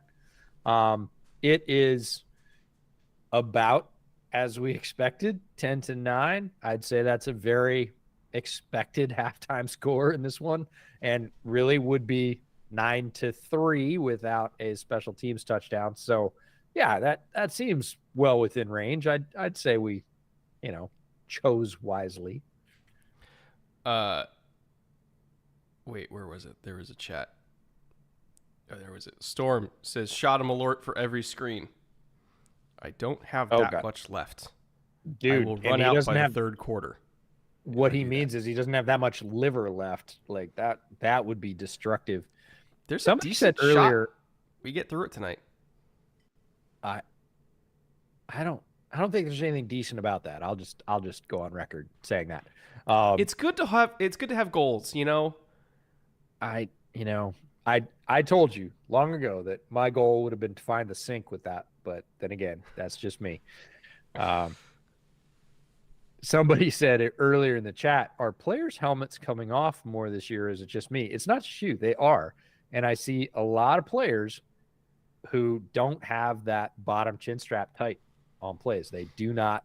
They're all the quick release little zips now, and they don't zip them. And if you don't have that bottom piece secured, it's very easy for the chin strap to come off and the helmet to come rolling off your head, which I find fascinating that refs aren't like going up to people going like, hey, man, tighten your chin strap, because with all the emphasis on player safety, especially shots to the head, eliminating them, all the technology, like helmet safety isn't going to do anything for you if it's rolling around on the field.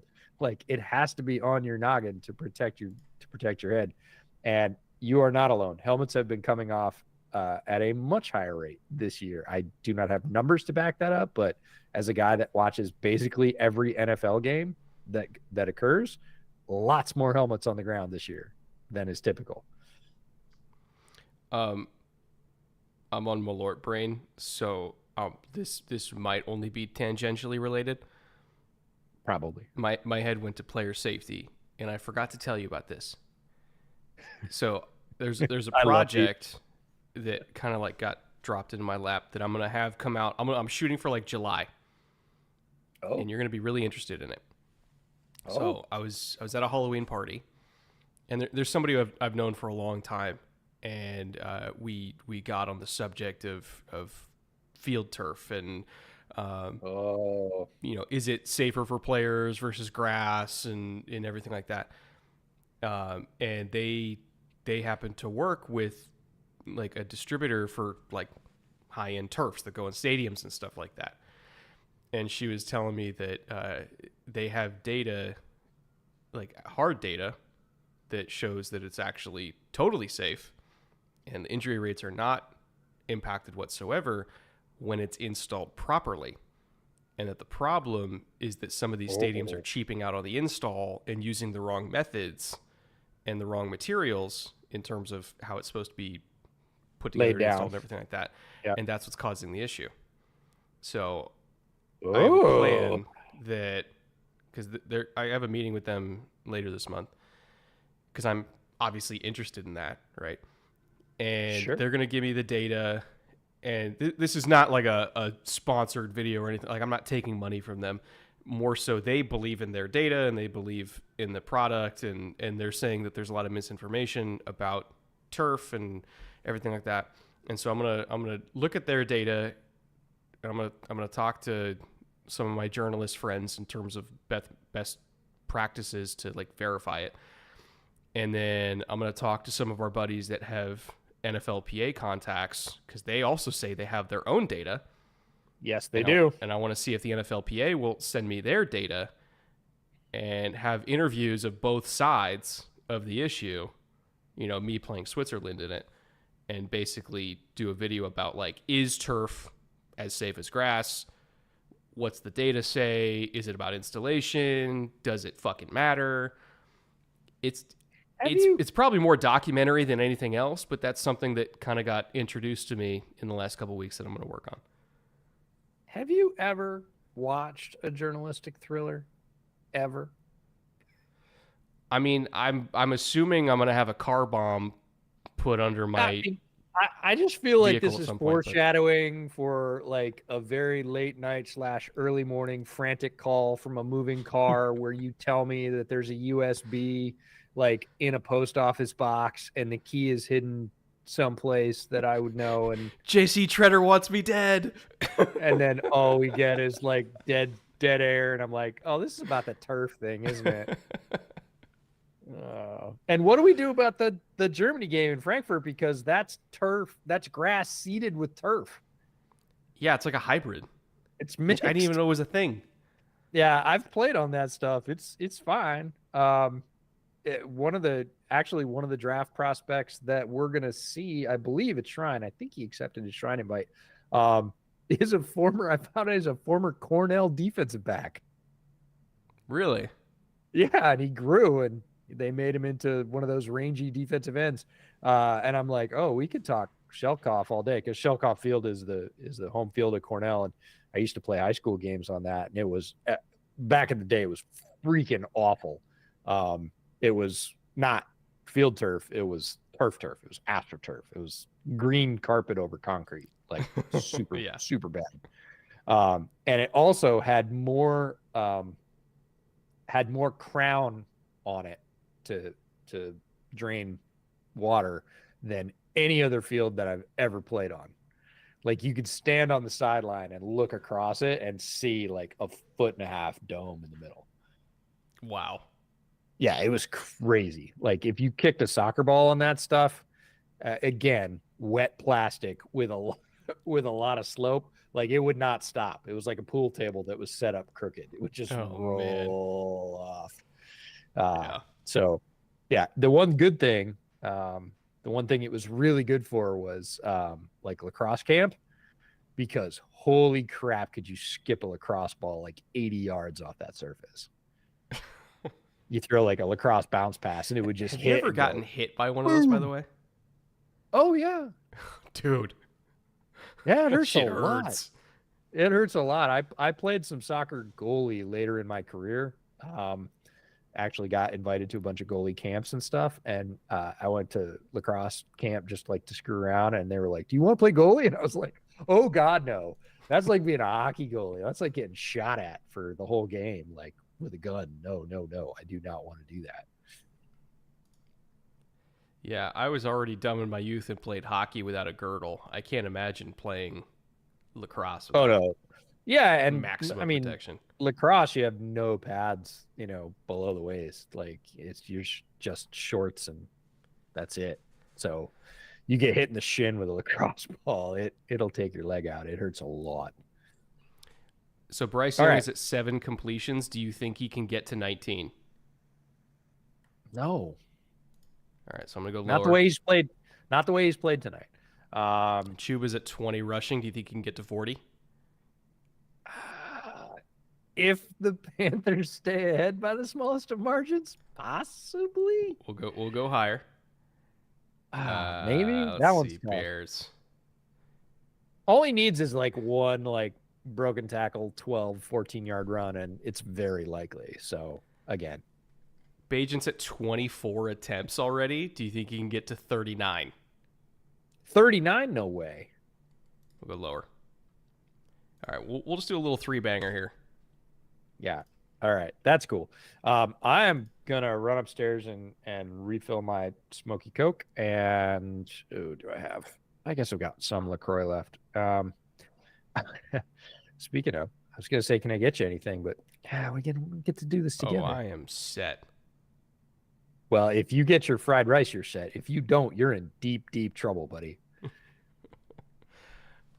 All right. I'll be back in like 2 minutes. Perfect. Once I get a link, I'll be able to drop it in for you guys.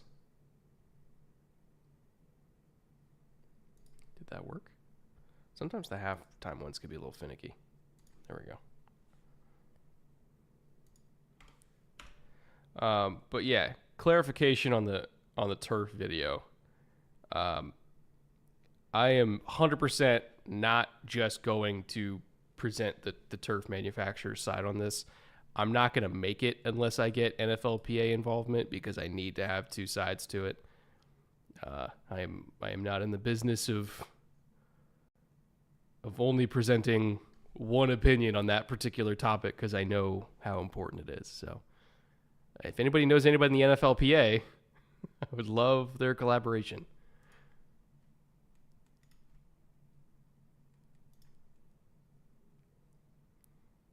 Come on, let the entry go through.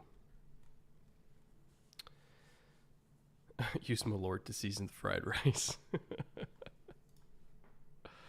Lambeau Field is based on a synthetic and natural turf that are common in stadiums in Europe. As such, it is a hybrid Kentucky bluegrass reinforced with turf interwoven in. That is fascinating. I wonder how that even works. I mean, I'd also be curious to see the injury rates on the hybrids relative to pure turf or pure grass. And one of the things that, was brought up to me when I was talking to this person in terms of injury rates for, say, high school and lower division college teams is the quality of the groundskeeping effort at that level a lot of times is not super great, and you'll end up with kind of holes in the grass and patches and uneven service and everything like that, which could be very dangerous to run full speed on as well. Which is why for particular lower level sports, high school and college and everything like that, they advocate for properly installed turf where you can, grade it correctly, get a flat surface, an even surface, everything like that. That might be a little bit safer than just straight up not well maintained grass, which I understood. As it relates to like D1 programs that obviously have the money to invest in grass, or NFL teams that obviously have the money to invest into good groundskeeping and everything, I have no idea. I don't know what the answer is on that there, but I'm hoping to eventually get good data from both sides to answer that question. Saints believe Lambeau saved Derek Carr's shoulder, as in like the give of the surface.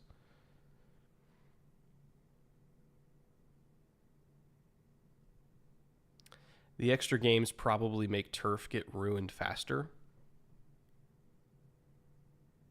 I think it depends on the weather, right? Because, some areas are going to deal with freezing. Some are going to deal with moisture, like excess moisture, temperature differences. It could be really hot and dry somewhere. I think weather's a factor too when it comes to turf. It's not like plastic is immune to the sun. No, it is not.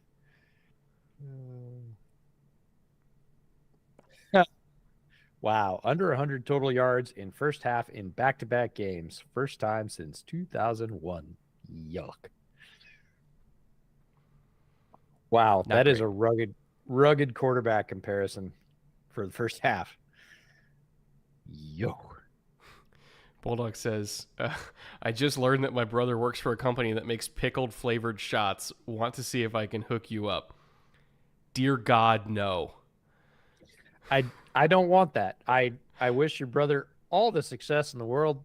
We will not be contributing to his bottom line. I will pay that company to not send me alcohol. Oh, well, there you go. That could be a revenue stream they haven't considered yet. It's like a ransom. I'm very glad that I do not have to hear what Matt Eberflus is saying right now, because it would probably make me angry. Just words. He is 1-14 when the Bears have allowed the first score. That's impressive. Only in one way, and that's badly. All okay. Right. Bryce out they here got Bryce on a design they got rollout. Bryce on the move, and not so much. Nothing there. I really hate when your first play as a drive starter is a sprint out. Like, it's not a good sign. The Steelers do that all the time with Canada. Drives me insane.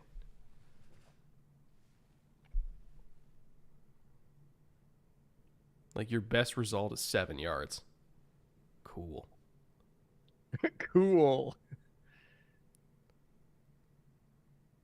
Oh man. I'm All right, so it's realizing going that to be 3rd and 9. Not a lot in the playbook for this.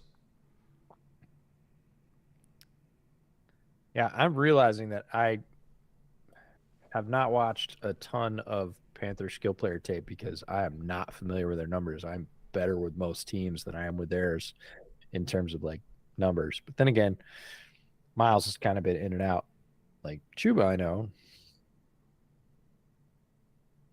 Hayden Hurst, TMJ. All right. Trips to the field. Looks like it's going to be cover 3. They're bombing it. Oh, that's a wow. Okay. How about them apples? And we got the seatbelt Sally. Love it. Yeah. Tyreek Stevenson is feeling his oats tonight because they are not calling contact. He loves that way of being played.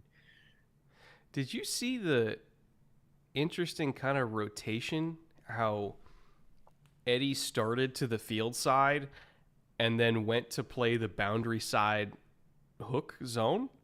Like he literally, hold on. Whiteboard time. Whiteboard time. Woohoo!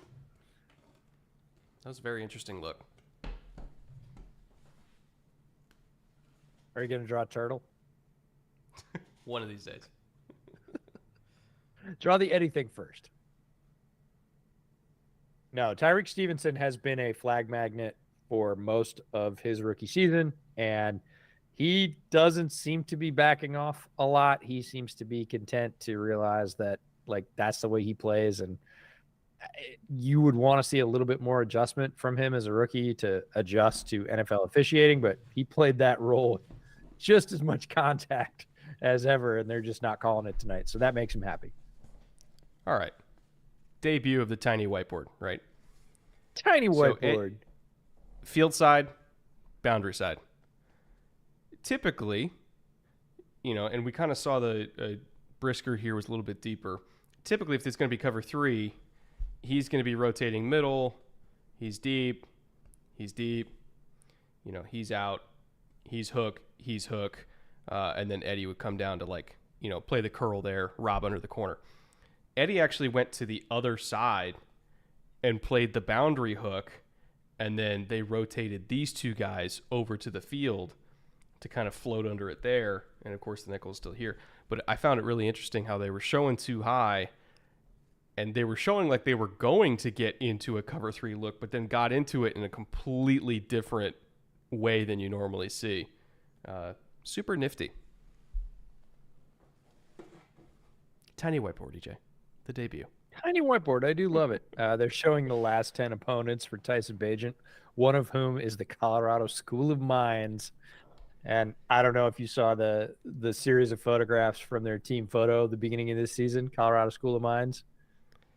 There was a kid that I saw when we were out in Texas last season, a high school kid who got an offer from the School of Mines. He was way too good for them.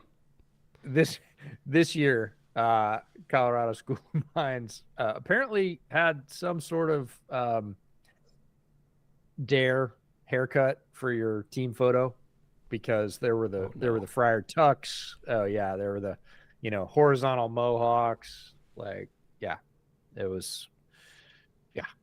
It was impressive. But I had an old boss actually went to Colorado School of Mines. Was he a genius? Because you kind of have to be to get in there. In his field of endeavor, he was well regarded. Let's put it that way. I don't know that he was a genius. Wow. The vocabulary. Yeah. Fucking Pride and Prejudice up in this bitch. All right, the turtle's here. So we're going from highfalutin literary references to turtles on whiteboard, folks. We got both kinds, country and western. Oh, EJ boy. speaks in them fancy words. Yeah, I draw the shell lizards. Quotes.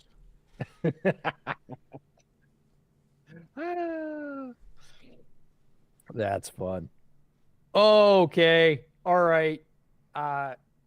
I That counts. I love you. I love you, but that was embarrassing. That fucking counts. Oh, God damn it. man. That was so. Emir Smith-Marset giveth, and Emir Smith-Marset taketh away. Iowa's finest. He was Iowa, Yeah, right? Not and Iowa State. yes, he was Iowa for sure. And strangely enough, one of JB's other alma maters, UNI, has tons of fast guys that play on the outside for them. Oh yeah, you're smooth Nothing. as at this point. No, that's water. That's terrible. That's Yeah. really, really bad because it means either it has completely just like terraformed all the taste buds off your tongue on the way down, Nothing. or you're just hammed. Let's be clear. You're not driving to get the fried rice, right? So that's the benefit of living in downtown. I might drive once every 2 weeks. Yeah, I mean, you never drive, so Never. I figured that That's was why my I car figured is a that was a 2010 Ford Escape where the trunk doesn't work and the front seat doesn't move. And it doesn't matter because I don't drive. yeah, great. no. I mean, doesn't work is so strong. We've thrown lots of stuff over the back seat into the trunk. Oh, no, you haven't seen it recently. You're right. I haven't. No, so when I was the last time I drove actually was weeks ago, and I went out to the youth football game. Oh yeah. 20 minutes away, and I was throwing my camera gear in the trunk, and I opened the gate, and then it just slammed back down on me, and I was like, "Oh, that doesn't stay open anymore. Cool, great." Hydraulics are toast. Yeah. Yeah. Oh, awesome those are for me. those are replaceable. You can get those at O'Reilly. That's not the end of the world. It's a 2010 Ford Escape. The thing's worth $700. It's true, but the struts are I don't know, 35, 40 bucks a piece. It's not a big deal. Anyways, DoorDash, indeed. He can DoorDash stuff, or he can just dash out his door and be at multiple restaurants. When we did the summer preview series, I was staying at his place, and we walked to all kinds of great places within a very few number of blocks. Yeah, lots of great choices for food.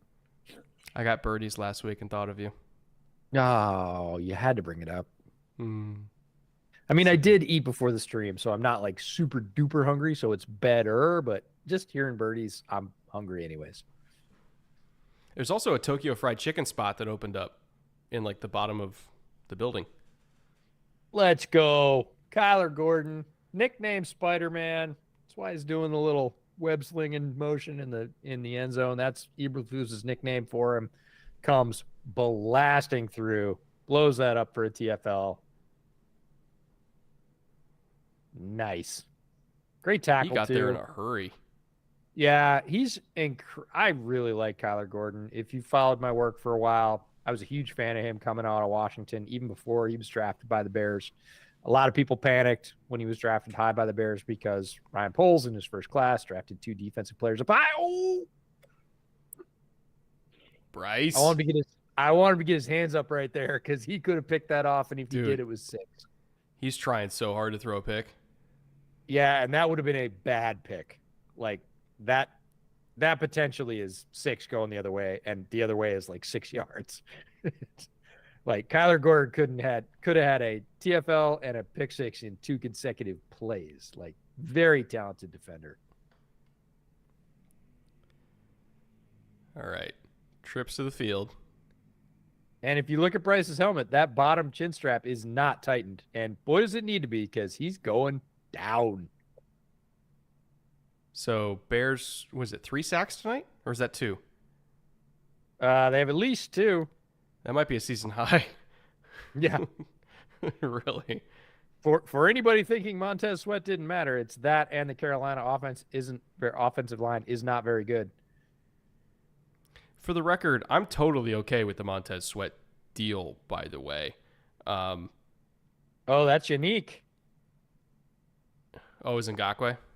Yeah. But when the Montez deal happened, we said at the time, they're going to have to pay him a lot to get him to stay. Yeah, probably for sure. mid-20s, 24, 26, which I think is what he ended up with. So I was not surprised by that deal whatsoever, and I was in favor of it. And that's fine. Solid. Yeah, and again, we talk about this with other positional rotations, like wide receivers. Oh, if you get a guy that's a true alpha, and there was your guy playing number one who was out of position, and now he's a number two, it's a benefit to both players. You're basically slotting the players, and like nobody was happier about Montez Sweat signing than Unique Ngakoue because he'd been getting double teamed as the best rush threat off the edge from the Bears, and he's not typically a guy at this stage of his career that's going to defeat double teams regularly. So his production was basically flat. He was getting, pressures, the occasional hit, but very few sacks. And now everybody's going to go, oh, hey, you're not the biggest threat on the line. Everybody's going to go look at Montez Sweat. Unique Ngakoue is going to get more single looks. And as a result, he's going to pick up sacks that he has typically. I mean, like that guy is money for 8 to 9 sacks a year. That's what he gets. He doesn't get double digits. He doesn't get 6. He gets 8 to 9 sacks a year, like just like clockwork. And he can start getting back to that pace right now because he doesn't have to. He's not miscast as the alpha rusher. He's now the very good complementary rusher, which is where he's made a living. Yeah, even in his prime with Jacksonville, like his arguably best season, Calais was the guy there. He was robbing.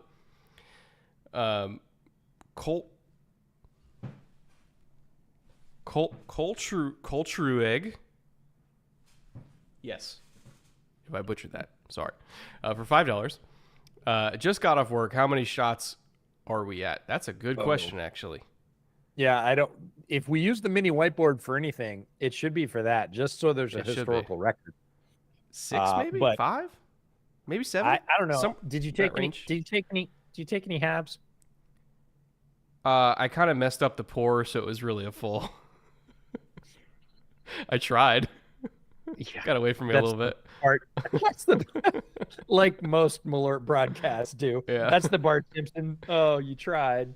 Don't put the cake in. Put the cake. It's viscous. This won't come out quick. And just...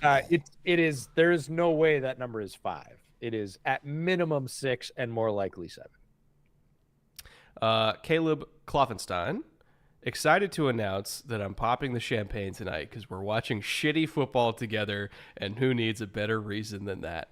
I'll tell you what, Caleb, your hangover is going to be worse than mine because champagne is lethal. Yeah, I cannot. I cannot indulge in champagne. I don't like it going down. It's not great. And yeah, instant, like somebody put a hatchet in my forehead. Like it's not even the next morning. Like it's later. It's like an hour after I have champagne. It's like, oh, you did the thing. We're going to hurt you. I genuinely like mimosas, but I have to have no plans the rest of the day. No, I can't do it. We actually got that question last night on Bears Over Beers. So if you're not familiar with my other podcast, it's over on Second City Gridiron channel on YouTube. Check it out. Affiliated with Windy City Gridiron, covers the Bears. And every Wednesday we get on for about an hour. We do therapy for Bears fans. We call it Bears Over Beers. And we'll take questions about anything. And Fitzy came on and asked us what our breakfast drink was because there's another breakfast game this week. Like, what's your favorite, alcoholic beverage that you would have with breakfast? I went with Irish coffee. There was some accusation of mimosa, and I was like, oh, no. Like, I can't. Like, I am not physically capable. It destroys me.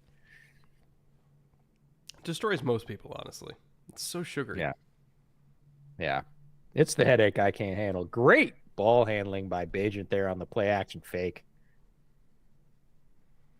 Oh, you're way behind me, huh? I don't know. Am I? Apparently. I was watching the replay. They're lining up for next play for me. No, they're lining up right now. That was a replay. Oh, okay, gotcha. Yeah. So snap.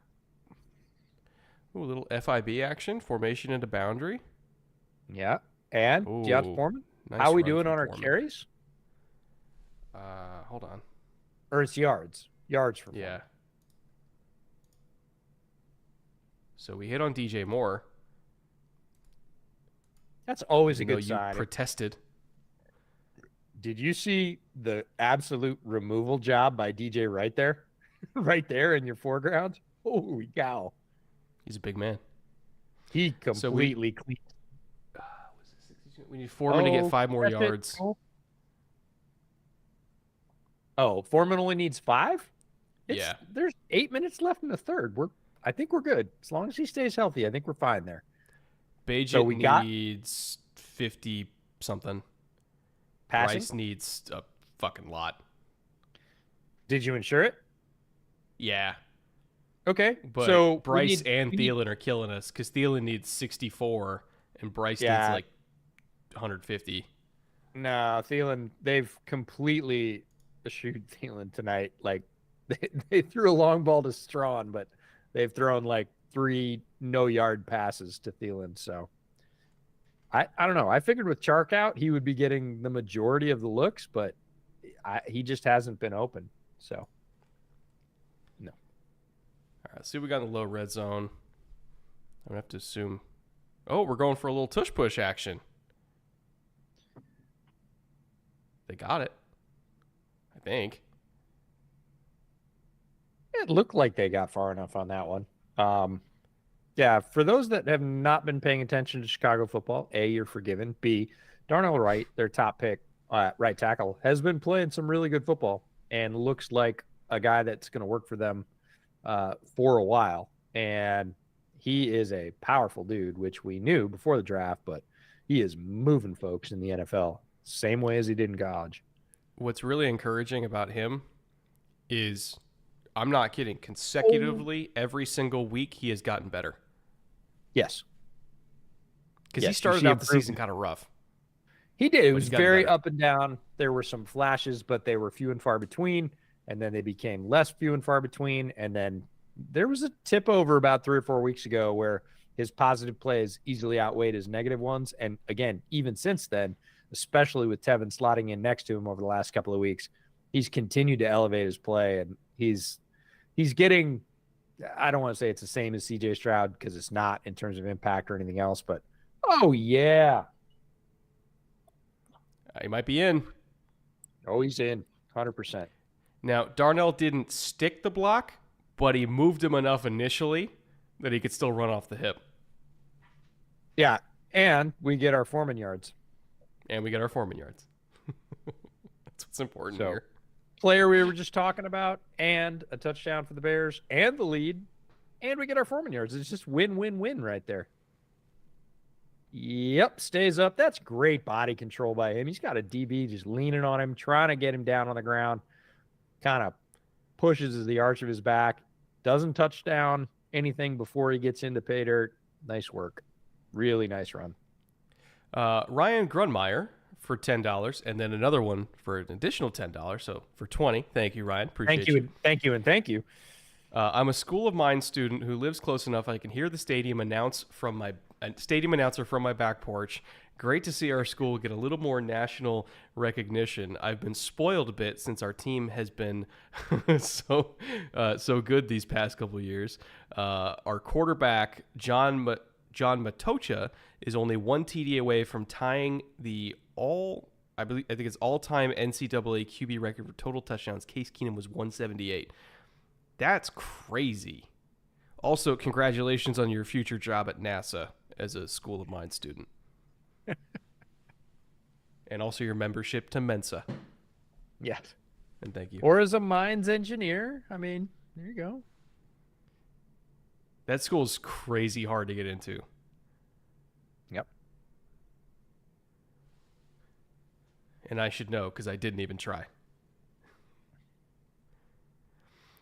Lee Alex for $2. The routes for the Panthers wide receivers is blank. Why? Conservative. Yes, I guess. Frustrating. I don't have a why for why are the Panthers this year? I don't know. The passing concepts they call are the passing concepts that a team calls when they think they cannot protect at all for more than 2.5 seconds. Yeah. It's very Matt Canada.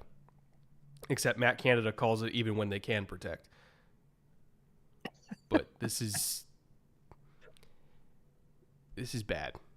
It's just straight bad. Like conceptually, execution wise, they can't protect. Well, Bryce has been inaccurate. Yeah, it's the thing is even when they do dial it up strategy wise, play wise, we saw it earlier on the crossing route, like wide ass open on the crossing route. That's as good as you can dial it up. Bryce was upright. He did not have anybody in his face. He flat out missed it. So it only takes one thing every play, whether it's protection breaking down or whether it's badly schemed or run routes or quarterback inaccuracy. And if you have one or more of those things in every play, you don't get completions.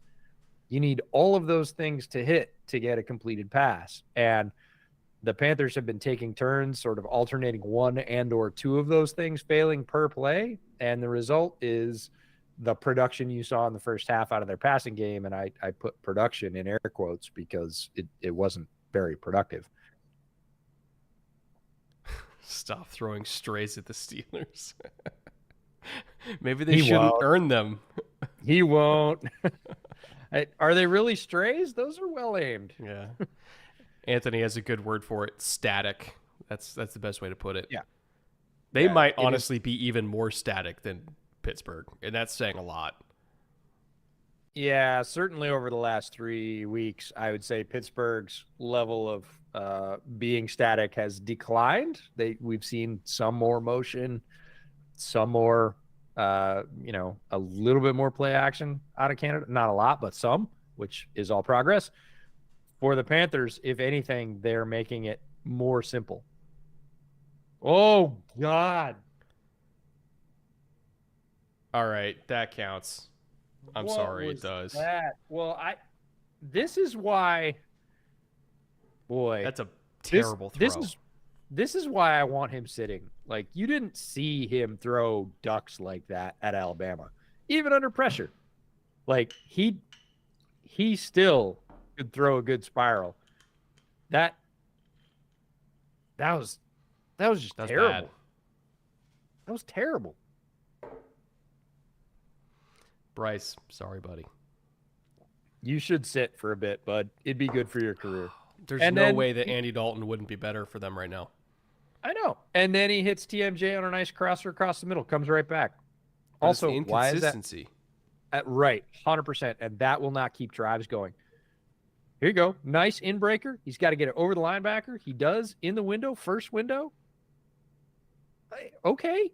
Like, you draw it up like that. That's very workable, but you're getting that 1 out of 5 times. Okay, 2 out of 6 times. Okay. That was good. And we get a Thielen catch. So apparently he loves the middle of the field in-breaking routes. Why aren't we doing that? Like, he just drilled 2 of them. Obviously, it's one of his favorites.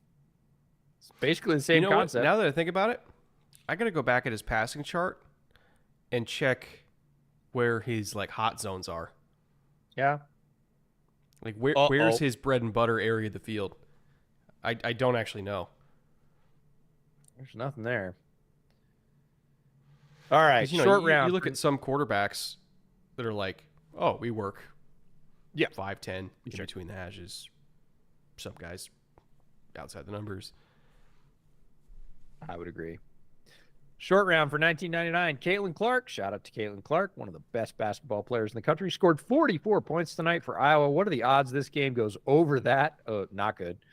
What are the odds that Colts versus Pats goes over that? Also not great. It's possible. I would say no for both. Yeah, I would say better odds in that game, but not good odds in either game. If the Colts and Pats go over, it's probably because they got some contributions on special teams and defense, I would say. I would agree. I would say it's another Kenny Moore touchdown because he's got 2 so far. Both those offenses are better than the ones we're seeing tonight, but in terms of pure offensive points, is that game going to be 24-20? Kind of a hard sell for me. Yeah, I would agree. So short round, thank you for the 1999. The answer is nah, not really. This one definitely not. That one probably not. Yeah, Caitlin routinely outscored the Iowa football team's season total on offense on any given night. So, Yeah. Caitlin, really good at basketball. Iowa football, not really good at offense. Did you see Iowa Northwestern hit the under?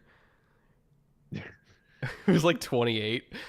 I was gonna say, like, that's honestly It's like so bad. Pickens not getting a half yard. I mean, it's awful. But yeah, did you see the suggestion? I don't know who was it by.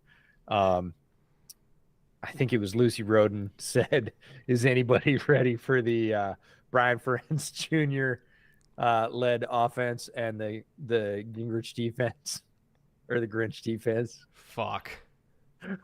I said, "Too bad tanking's not a thing in college because that would do it. Like you'd be You know, guaranteed the first whatever." you know why I want that to happen? Because I want to Why? see the practice. Oh no! I want to see the Ferentz offense versus the Grinch defense in practice. Like something's got to give, but what's something? It would be fascinating. It would be, yeah, that would be fascinating. All right, Oh, so punt counters at 10. oh jeez, Thank God I didn't do a shot for every punt. Could you imagine? I that I yeah, I could have told you what the really bad ideas were, and that's one of them. Not great. Thoughts on Antonio Pierce and AOC moving forward? Big fans of both, honestly. Yes. Yeah, I you're think gonna Antonio see. Pierce, he's a good locker room guy. And at the end of the day, that organization desperately needs a coach that the players actually want to play for. And I think that's AP. I think ownership knows they made a mistake when they didn't listen to the players who wanted Rich Bisaccia, and they ended up going McDaniels. I don't think they're going to make that mistake again. If they rattle off a bunch of wins and the players say we want AP, they're going to hire AP. I would hope so. He seems like he is dialed in. Obviously, the Raiders played a completely different game. Speaking of punts, did you see AJ Cole No. set a single in-game record? This is the punter for the Raiders. Minimum of 4 punts, 63.6 yard average. Excuse me? Yeah. So apparently, even the punter was being suppressed by McDaniels. Damn. Yeah. So Cap is completely off in that locker room. They look like a completely changed team. Aiden's a big part of that. He threw some very nice vertical balls in that game, which is really his strength. He will let it go. He said to us when we interviewed him at Shrine, he said, "Hey man, I wasn't supposed to be here in the first place. Like I was a walk-on. So my mentality's always been, yeah, I'm gonna put it up. Like if the guy got a chance, I'm gonna put it up. What do I got to lose? Like they're gonna pull my scholarship? I don't have one." So And that's he the was way good at started it, off. too. Yeah, his accuracy downfield, very impressive. Yeah, I think they have a shot with him. And I know it sounds insane, and this is not recency bias because he played well. But going into the year, my comp for him, stylistically speaking, was Kirk Cousins. Like he plays very similar to Kirk Cousins. I'm not saying that he's as good as Kirk is right now, but I'm saying stylistically, he reminds me of like young Kirk when he was at Washington, just slinging it down the field, not a care in the world, right? And as Kirk kind of reined in his bad tendencies a little bit, he got better and better and better. And 10 years later, he's top 12 quarterback in the NFL. I think Aiden has a shot to potentially go on that same trajectory if he's given a chance. Oscar says, "Can we stop calling Aiden AOC? AOC is a politician by another name." I actually don't love the 3-letter acronyms because they come out so fast for football players, and I'm like, just say the name of the guy you're talking about. And I'm guilty. Like MVS is a whole lot easier than Marquez Valdez-Scantling. ESB is a I think whole lot easier than once you got to say the entire alphabet to get through the name, you can shorten it. Sure. Aiden O'Connell, not that long. We can say Aiden O'Connell. Dan Smith, your name is Dan. Sorry. Right. Oh, all right. So how is the pick'em roster that we put together at the beginning looking, and how is the pick'em roster we put together at the half looking? The halftime one ended up not going through, so we just Oh, have the we one from all pregame. of our hopes, all of our hopes and dreams resting on the initial shot. So Tyson, we are what 45 yards away. Bryce, we're about 115, 16. That one's actually sort of possible. Yeah, Thielen, we're about 47, 48 away. Like yeah, it's actually not a bad chance yeah. going high up in the octave. Oh, take. Why did you not take it? Okay, this I don't Justin understand. would have let that thing go. Well, here's what I don't understand is if you're not gonna take.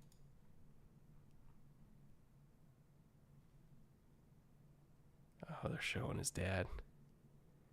Be careful what you say, EJ. He's listening. Yeah, I'm well aware.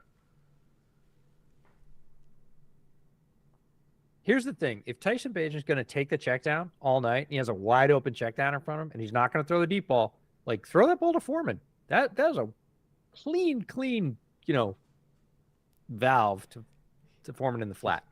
He had 6. I'm so annoyed. Oh, I understand that, but and that's the second time. Like we've seen that he won't throw the deep ball for 6, but if you're not going to do that, throw the great looking little 7 or 8 yarder to Deontay Foreman. Keep the sticks moving. That's your thing. Don't do neither and then run out of bounds. Like that's not good. That's not keeping your offense ahead of the sticks. Doesn't help anybody. I mean, we can certainly bemoan the loss of 6 a couple of times in this game that he hasn't thrown the deep ball, but if you're not going to do that, do the thing you do. There you go. And a Trent Taylor sighting. How about that? Yeah, he was signed as a returner, which I really liked because Chicago was having a very hard time with the return game before they signed him, and I really liked him. I think he's good as a 4th wide receiver. Ooh, this is going back, says Frank. That's not great. Eberflus, completely clueless as normal. Like, hey, what's going on? Oh. What'd they call? Oh, we got to. Is this penalty on both sides and they offset? No. Oh, they flipped it. He initially called. He initially called it on the Panthers, and then he calls holding on Moore.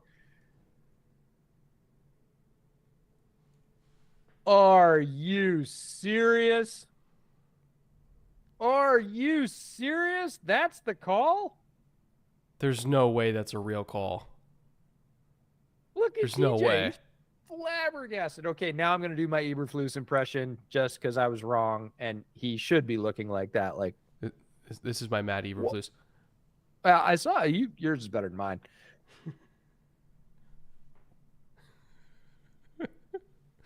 Wait, does that mean that anytime something slightly inconvenient happens? Does that mean that Matt Eberflus has Malört in the water bottle? He has to. Man, I gotta side with Eberflus on that. That is a ridiculous call. Like that is a official should be sanctioned. That's just not the right call. Chat says that counts as the refs being embarrassing. Oh, they don't like. I'll give it to them. They don't like you very much. Oh, this is a terrible punt. This is a legit terrible punt. Okay, take it for the punt. I will give it to you for the punt, dude. That is a horrible punt. Do a Jim Harbaugh face. Jim's more like a. It's like a glare. It's like a. Like he's confused but also angry. If you're doing lip reading, that female fan in the stands, that was good. She was being honest about the product on the field right now, which more people need to be in Chicago because it is rugged. Did I miss something? Well, the punt was terrible. Oh, I didn't even see the punt. Look at where they are. What, to go for like 9 yards? Watch this. Okay, so he kicks it from his own 4, and it lands on like the 40. Fuck. Yeah, it's terrible punt. No, you already took one for the punt. I said do it for the punt. That's That a was the double. punch. No, that was for the No. ref. This is the. No, don't do that. I made a Dude, promise. we're not even done with the third yet. Don't do that. Dude, mama ain't raised no bitch. Mama ain't coming over to get you up tomorrow morning out your own spit either. My wife's Just in so Reno. She doesn't have to I deal was with gonna this. say, just so you know, I ain't flying down to check on you. I'll send somebody. I'm starting to taste it again. It's coming full circle. That's not good. That's a bad cycle. Caleb says, "Stop, Brett." I side with Caleb. Like, start drinking the coffee now because the rest of your evening's going to be rugged. Where's the best place to buy just a giant loaf of bread in LA at like 9 o'clock on a Thursday? Dude, you have 2 supermarkets like easily within walking distance. True. Oh, rosemary focaccia.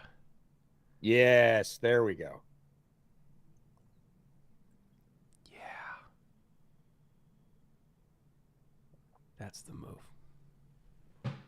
Okay, so Emir Smith-Marset returned to punt for a touchdown early in the game. A lot of people probably saying, hey, man, wasn't he a free agent? Wasn't he available? Yeah, he was, because you saw him turn the wrong way on a punt return after that, and now he picks up the penalty.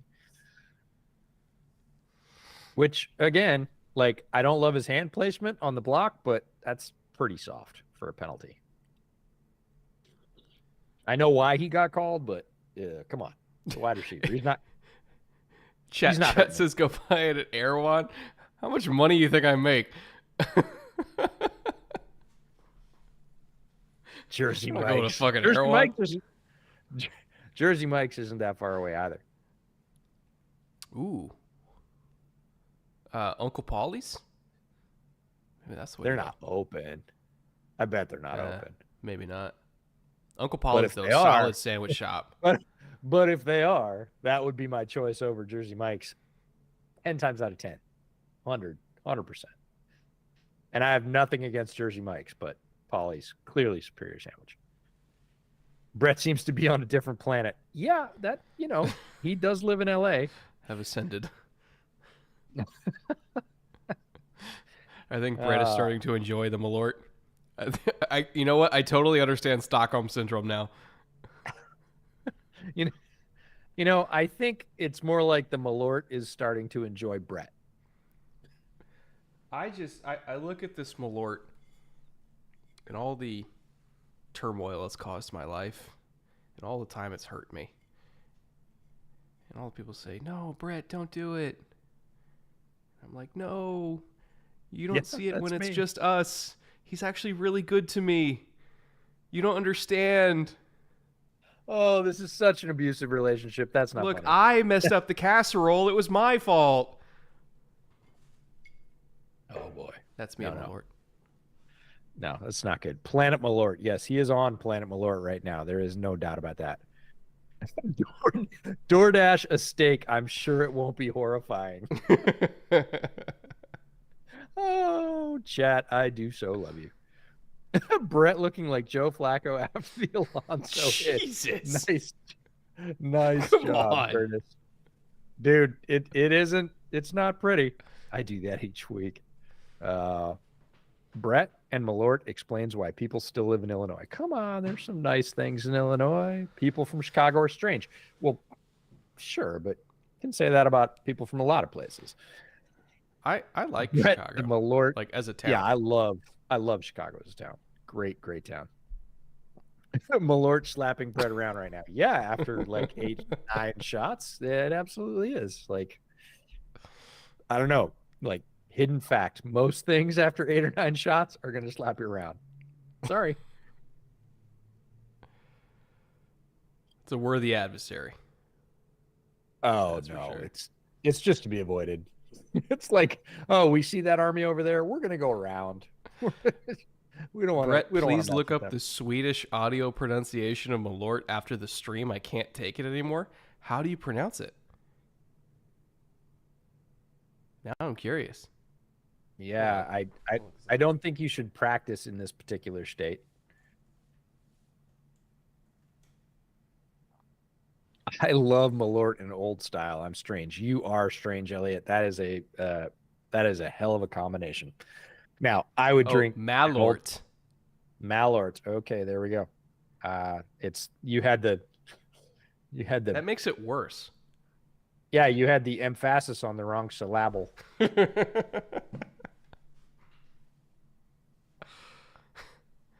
Oh man. All right, Bryce Young with a completion. Okay, he's only been Oh, we're in the sacked fourth twice. quarter. Thank God. We were arguing whether or not they had two or three, but again, look at his bottom chin strap, like completely not tightened. Like, what's the deal with that? I don't get that. It's cool. I Dangerously. guess because he has one tightened. Is that like the one sock up thing? I don't know. All right. Let's see if I can analyze football like this. I doubt it. All right, who's the flag Montez on? Sweat jumped. Bust. Nah.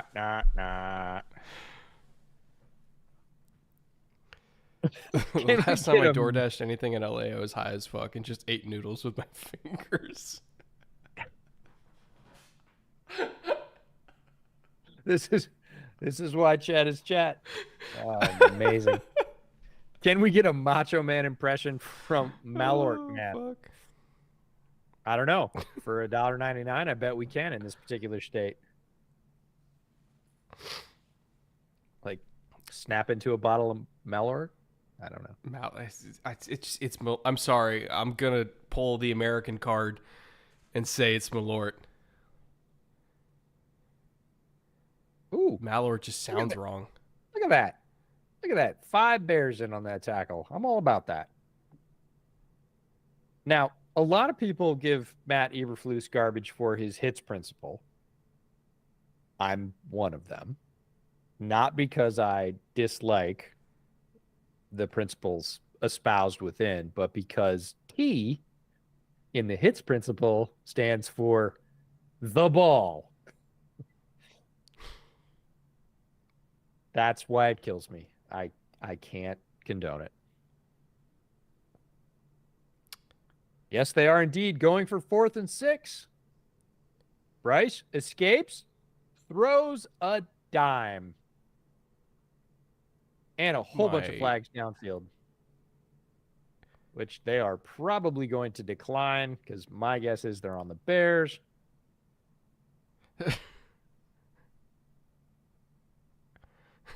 Sorry, Matty Flipp's face. It is something I have to look at far too much. Oh, fuck. He looks like the guy from I Think You Should Leave. Just the constant just. Yeah, huh? What is happening to my football team? Okay, we have double defensive holds, and they still complete the rollout for the first down. 4th and 6, mind you. 4th and 6. Throws a dot back across his body, right onto Tommy Tremble's numbers. Like, if you could get that every time. Oh, they want the Macho Man impression.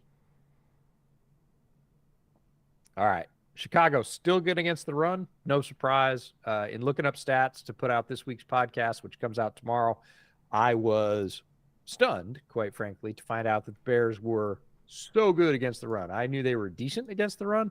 I probably even would have ventured a top 10 guess, but it would have been low top 10, like 10. Nope. They're second in the league against the run. Doesn't you can pick your metric, but in multiple metrics that count against the run, they are number 2 in the league. They are elite against the run.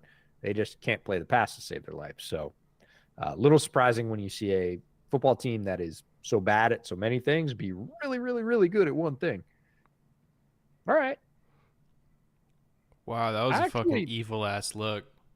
show I quarter actually quarter like, half to the field and then rotate down. yeah, and double blitz off the right side to say, hey, no matter what you do, it's not getting past the sticks, and we're going to get third and, manageable, like at worst. That was actually a good ass call from Eberflus. Yeah, I like that. I actually like that call, which I don't say that very often for the Bears defense, but yeah, double mug look off the outside and then basically rally and tackle, knowing that the ball has to come out fast. That's calculated defense. Yeah. I do dare say. Okay, Oh, are they little gonna do it? pressure, Nah, they backed contested. off. Contested ball over the middle. It's Gordon again. He's having a whale of a night. Did you see what Jalen was doing outside? So hold on. No, I was looking at see the if I right can edge stand up. rush and the slot coverage. Okay, it worked. That's a So great Jalen, play by Gordon. he had 1 foot back, and he was Oh, standing please like don't this go through the window. over Thielen, and he's like, "I'm gonna do it. I'm gonna 2-hand press. I'm gonna fucking do it." And then right during the cadence, he's like, "Nah." It's great. Oh man, Panthers come away with 3, but I gotta say the last 2/3 defensive calls from the Bears on that drive, golf clap. Yeah, no, Eberflus is cooking. I think that's a little strong. That's like micro cooking. What do we call micro cooking? Like the world's smallest pan. He's He microwaving. He cooked for 2 plays. Like that's I don't know. That's like reheating. It's like Papa Murphy's or something. Eberflus put Eberflus. You were flummoxed by the flus? Dude, I'm flummoxed by everything right now. My eyes are vibrating. I know. And pretty soon your teeth are going to start to have a very particular tone. I can't even feel them. Yeah, I know. So you're You going to think I wonder can feel why my they're- mouth right now? Do I look like a man who can feel half his face? No. Dude, you know how much effort it took just to stand? Well, I think I know how much effort it took to stand, realize how much you've had, because that's the moment, right? When I was going to do a whole I was going to do a whole demonstration of catch pressed no. of Yep. Nope. You stood up and you were like, "Oh, right." It's like, oh, this is a good chance to show like soft shoe press technique. Oh fuck. No, it isn't. Oh man.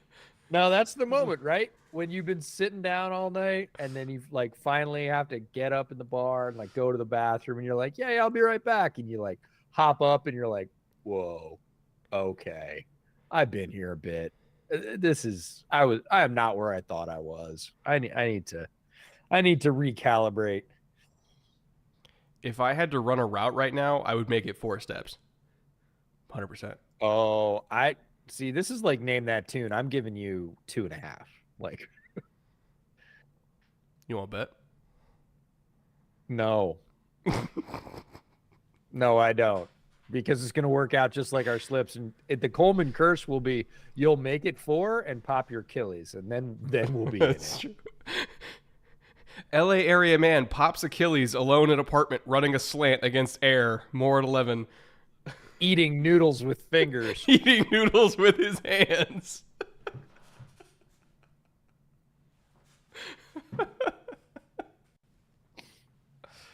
All I can think of fuck. right now is like those it's laundry detergent. I think it's Tide. Like, who needs Tide? And it's like just like all these people tripping with like trays of food into like glass doors.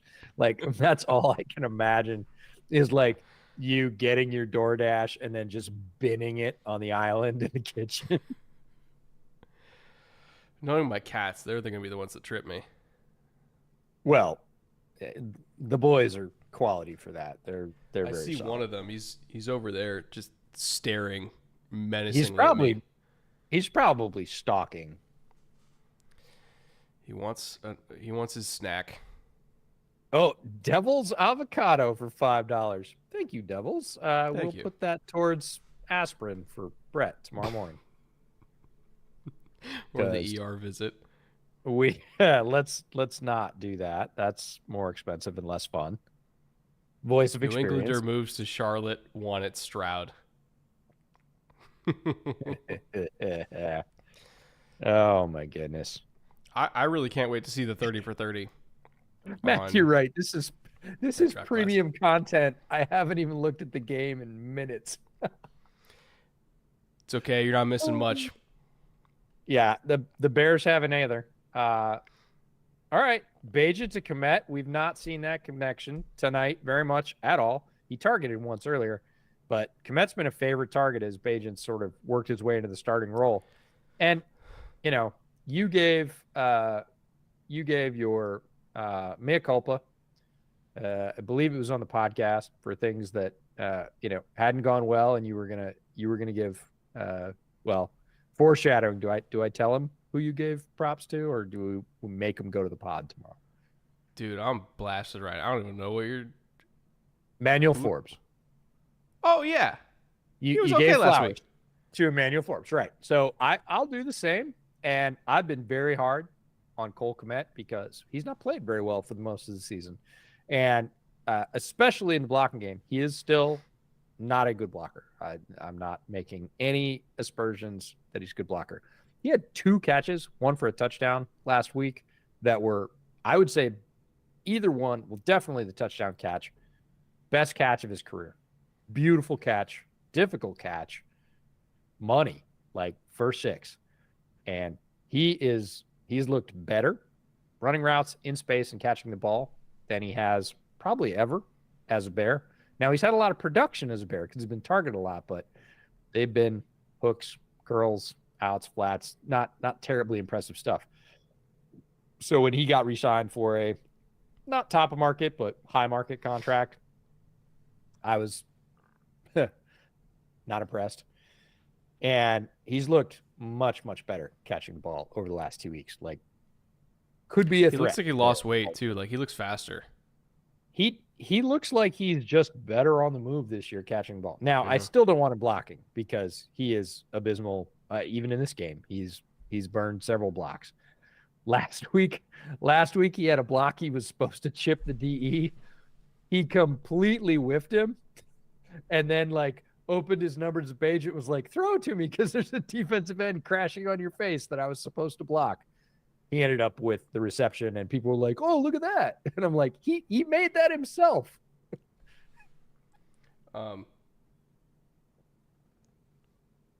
Derek Brown. Sorry, I'm crashing collecting pocket. myself. Yeah, good. Chat asked me if this is a Viore jacket. It is a Viore jacket. They are a sponsor of Bootleg. I wear their clothes all the time. They asked if it's very comfy. It is extremely comfy. Highly recommend it. I can't remember what our promo code is. How do I do a We do have one. ad read? We do have one. We do have one. 100%. I'm gonna look it up. But if you're interested, Would you like me to look it up? in shopping Fiore clothes, Heck yeah. inebriated Brett highly recommends it. And remember, people that are come on. inebriated tell the truth. This is a good jacket. Even sober Brett highly recommends the Viore stuff. What the fuck is our is it promo code just bootleg? I think it is. I don't know. I'm gonna look it up. Oh, Blitz. Oh, okay. So this is turnabout is fair play. So basically, they looked at what Eberflus did on the last drive and said, anything you could do, I can do better, and basically ran roughly the same concept.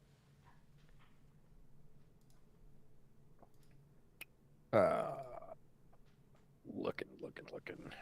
Promo code is malort. Promo code Malort. I don't think that's going to get you the discount you want. Okay. Oh, there it is. I got it. Hang on. Well lubricated, Brett. That means multiple things.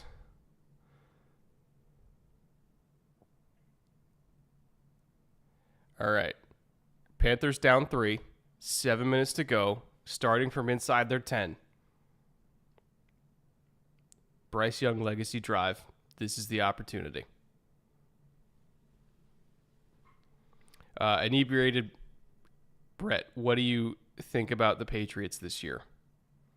I think they would look massively different if their defense was healthy. Their defense literally was their team. When we previewed them coming into the year, the entire reason why we thought, that they could be a challenger, not for like AFC crown, but challenger for a wild card spot, was we thought that their defense was going to be absolutely insane. And to be honest, in the first few weeks where everybody got hurt, it kind of was. Like, they were a really good defense. But, when Judon went down and Gonzalez went down, those were two key pieces for them. They lost some other guys as well. And the offense is just not good enough to carry the team. So I don't know what they're going to do this offseason. They need more receivers because Douglas is their best one. They need... I don't want to throw out the entire offensive line, but they need more depth because when they were really injured early in the year, they didn't have the depth to survive. And they'll probably need a new quarterback. I kind of feel like Bo Nix fits the Patriots vibe. Am I wrong for that? Yeah, I would agree. No, I don't think you are at all. I think he fits the physical profile they're looking for. He definitely fits the experience profile in terms of how many downs he's played in college, how many looks he's seen, how many different systems now he's worked within, how many different types of receivers. Like, he's adaptable. He is solid physically. Like, he's got good size, good mobility, good arm, like good to slightly better than good arm. Not great arm, but, easily enough to run most of their concepts. And, I tend to think that Patriots seem so anti-project to me at quarterback. They want somebody that's pretty close to fully formed, and Bo Nix has had a lot of starts. Yeah, it's like 52 starts. He's married. Like, he's a grown-ass adult that's getting drafted in the NFL. And that does matter. Like, the maturity aspect and the experience aspect, like, it 100% matters. Kyler Gordon with another one. He is on a heater. Oh, I found it. Look at you. There we go. Faster than a three-legged bloodhound. Fuck you. I got there. So did the three-legged bloodhound. I didn't say he wasn't reliable. I just said he wasn't speedy. But he's accurate. That's right. That's right. All right, let's check on Thielen. What's he at? 22. I don't think they counted that last catch yet. So if Bryce just throws to Thielen and only Thielen on this drive, we're okay. I don't know that our chances are great then. Because they're still running Silver the linings. ball. Oh, they're still running the ball. 6 minutes to go, down by 3. They believe that running the ball against literally the second best rushing defense in the NFL is the play here. I can't say I agree. Just Frank Reich thinks. 4th and inches. Now, if they punt here, I don't know, throw the Malört out the window. Don't do another shot. You can't punt. You can't. I'm just saying, again, all we right. were talking about embarrassing things. Well, although that. Inches, are they going to sneak it? Oh no. Oh no. Oh boy. I mean, they got it, but what the fuck? But results do not equal good process, Brett. Holy cow. Look at the ball fake from Bryce Young here. He goes back and, there's nobody to ball fake to. Whoops. That, folks, is not supposed to look like that for those of you following along at home. Yikes. And he just goes, bag it. I will just go for the marker because we are basically in a busted play right now. Wow. That counts. Don't. Yikes. I can't quit him. Yeah, I'm aware at this point. And then he throws an absolute dart on a little hook to Hayden Hurst again. It's hooks and hitches, right? But if you're completing them, more power to you. How does Viore compare to Cuts? I love Cuts. I see them as very comparable. Like I have Cuts clothing that I really enjoy. I have Viore clothing that I really enjoy. They both have very large, extensive catalogs, so it really just comes down to like what you're looking for. Oh, A particular piece for a particular outfit. Okay. It's tough ball. Yeah, and Brisker cracked him. Hurst is slow getting up. Brisker right hit him hard. Yeah, he's up. He's moving, but this is not a friendly hit right here. It's legal, but oh, goodness. Yikes. That might be a crack rib. Yeah, you can see him recoil as soon as look at Bryce. He knows he got him up. Yeah. Hayden Hurst just got the stuffing knocked out of him. That is an ugly one. Spleen and Brisker just got sent to fucking Narnia. Yeah. Whoa. Oh, here it is. All right. He's keeping the dream alive. So he's at over 40. Need like another 30-ish. Another 30? Was it 70? 68 and a half. Did you see that Bryce let the first runner go and he was what? Adam Thielen. That is who we're throwing to. Right. Veteran presence. Safety net. Oh, no. Ha-ha. Wow. You know that your offensive line is not great if Rasheem Green is getting sacks. Yeah. He got almost none for the entire year. I do believe he had either none or one for the entire year. And that's just Bryce running into it. Okay. Good for him. Like, good for Green. Hey, he got there. Take what the game gives you. Like, guy runs by you. Come off your block and tackle him. Do it. This is Prince Jordan shrug game. If the Panthers lose, who's out the door first? Oh, boy. As in, would anybody from the Panthers get fired? Normally, I would say no, but, David Tepper has the quickest trigger ever. So. Hey, I got a deal for him. What? They could fire Reich and hire a winner who beat them the night before. How could they say no? Such a deal. Trade another first for Matt Eberflus, maybe? Oh, what if we packaged a 6 to go with him? Yeah, why not? Man. Make it easier. Hayden Hurst gets the tough guy award. He is back in there catching balls over the middle after he got racked by Brisker. He was out for 2 plays. I want bread on Four Loko sometime. Dude, I'm a millennial. I lived through the Four Loko formula that actually was dangerous. Okay? I fought in those wars. I was in those trenches. You don't know what I've seen. Oh, he's seen things, man. Oh, boy. Humanity at its worst. Frank Reich should have taken the year off anyways, Matthew. I cannot disagree with you. I think that might have been a wise choice. He was still going to be making money either way. Frank Reich is a born backup. Well, he was extremely good in that role. It's possible. Some coaches, they're just better as coordinators, and some guys are just better position coaches. They don't even make good coordinators. Some coordinators just better focusing on one half of the football team. Not great head coaches. They are very different steps. Your responsibility level goes up a lot with each individual step there. And some guys either not built for it or just don't want to do it, don't enjoy it, aren't good at the public parts of the job. We had an open discussion last night on Bears Over Beers about what kind of coaching Eberflus is getting about being at the podium, because he is not good at that part of the job. And if he was in a good and functional and positive organization, they would be getting him some help in that area so that he could improve.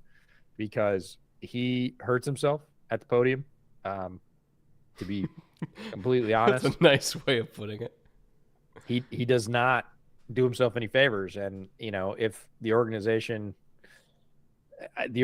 would be providing him with tools to say, hey, here's some ways that you can like go to the tablet in between reps and get better, because you do that for your players, or maybe you don't, but you should be doing that for your players, and we should be doing it for you. Should go all the way up the chain, like if that's Pole's responsibility or the director of communications or somebody should be pulling Matt Eberflus aside and saying, hey, you had some rough moments, like here's what you can do to lessen those, or have different answers ready so that you don't get stuck as often. You're still going to get stuck occasionally, but each time you go up the ladder for responsibility, it gets tougher, and not everybody's built for the next step. Interesting question in the chat. Why do guards in the NFL shoot their hands out before the snap sometimes? When you see that happen, so what they're doing, stand up again. Right? Oh, don't do that. So center's here. He's down, right? Guard's here. He's down, right? So the guard typically is going to be looking back at the quarterback. He'll lift his heel or whatever for the silent count. The guard will then throw his hand out so that the center can see it as the timing mechanism for the silent count. So they practice this where it's look, hand, and then everybody knows, go. Right? So that's why they do that. Now, I am not sober, so I don't know if that made sense, but that's why they do that. Yeah, it's the initiation of the silent count. Okay. So last play, 5 wides, bring pressure. Bryce makes the right call, right read, gets it out to Sanders on a little crosser, gets out, saves time. This time, pressure gets to him, can't complete the deep. It's not really an out. It's a deep comeback down the left side. Just too much pressure in his face. He's not the biggest guy in the first place, if you hadn't heard during draft season. And just short arms it by like a foot, like not very much. Now get overtime, EJ. And chat is insisting, both Shawshank and Max are saying, if they tie, I have to finish the bottle. No, do not do that. Like, I'm just going to say, as someone who cares for you, nope, don't do it. Don't listen to him. Also, somebody in the chat said I'm 37, 38. Excuse me. 32. Thank you. Fuck. Well, okay, I'm not going to make that joke. We're just going to keep moving. Now explain a balk. Aqua lung. Now explain a balk. Dude. That's so good. There's only so much I could do right now. What does it catch? Oh. It did, but doesn't that key the D-line too? It depends, because if the D-line's wrong,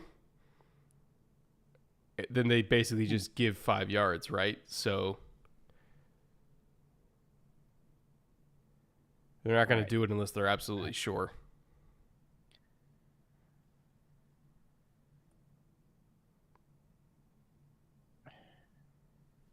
Bottle check. Oh, don't. Getting to the last legs here. Last legs. You mean dregs. Oh, sorry. Yeah, we're in the end game now. Yeah. Uh-huh. All right. So there was a question in chat. What is the difference between a curl, comeback, flat slant dig, all that stuff? So go to Google and type in football route tree. And I'm not talking at it. It's just easier than trying to display it on the screen right now. You will see that. So the difference between a curl and a comeback is which side they go to as to which side the ball is relative to them. So basically, does it break in or does it break out relative to where the ball is? That's the difference between a curl and a comeback. Oh, Sanborn got him. Yeah. Gotta hold on to it. I know, hit it, but I have a little more leniency for a linebacker that doesn't catch a pass than I do for a DB. Is it rational? Nope. It's not rational at all. The setup for it, though, because they were in a double mug look, and, they basically do this thing where they called rush to contact because they're trying to occupy a blocker, right? So you rush to contact, you reach out, you touch the guy, and then you drop. Mm-hmm. And he did it. And he got there. And Bryce didn't see him. And he dropped the ball. Tough. That would have ended the game. Also, we got overtime. No, he missed it? He missed it. Pinheiro came up short in his revenge game. I think his foot hit the turf prior to the ball.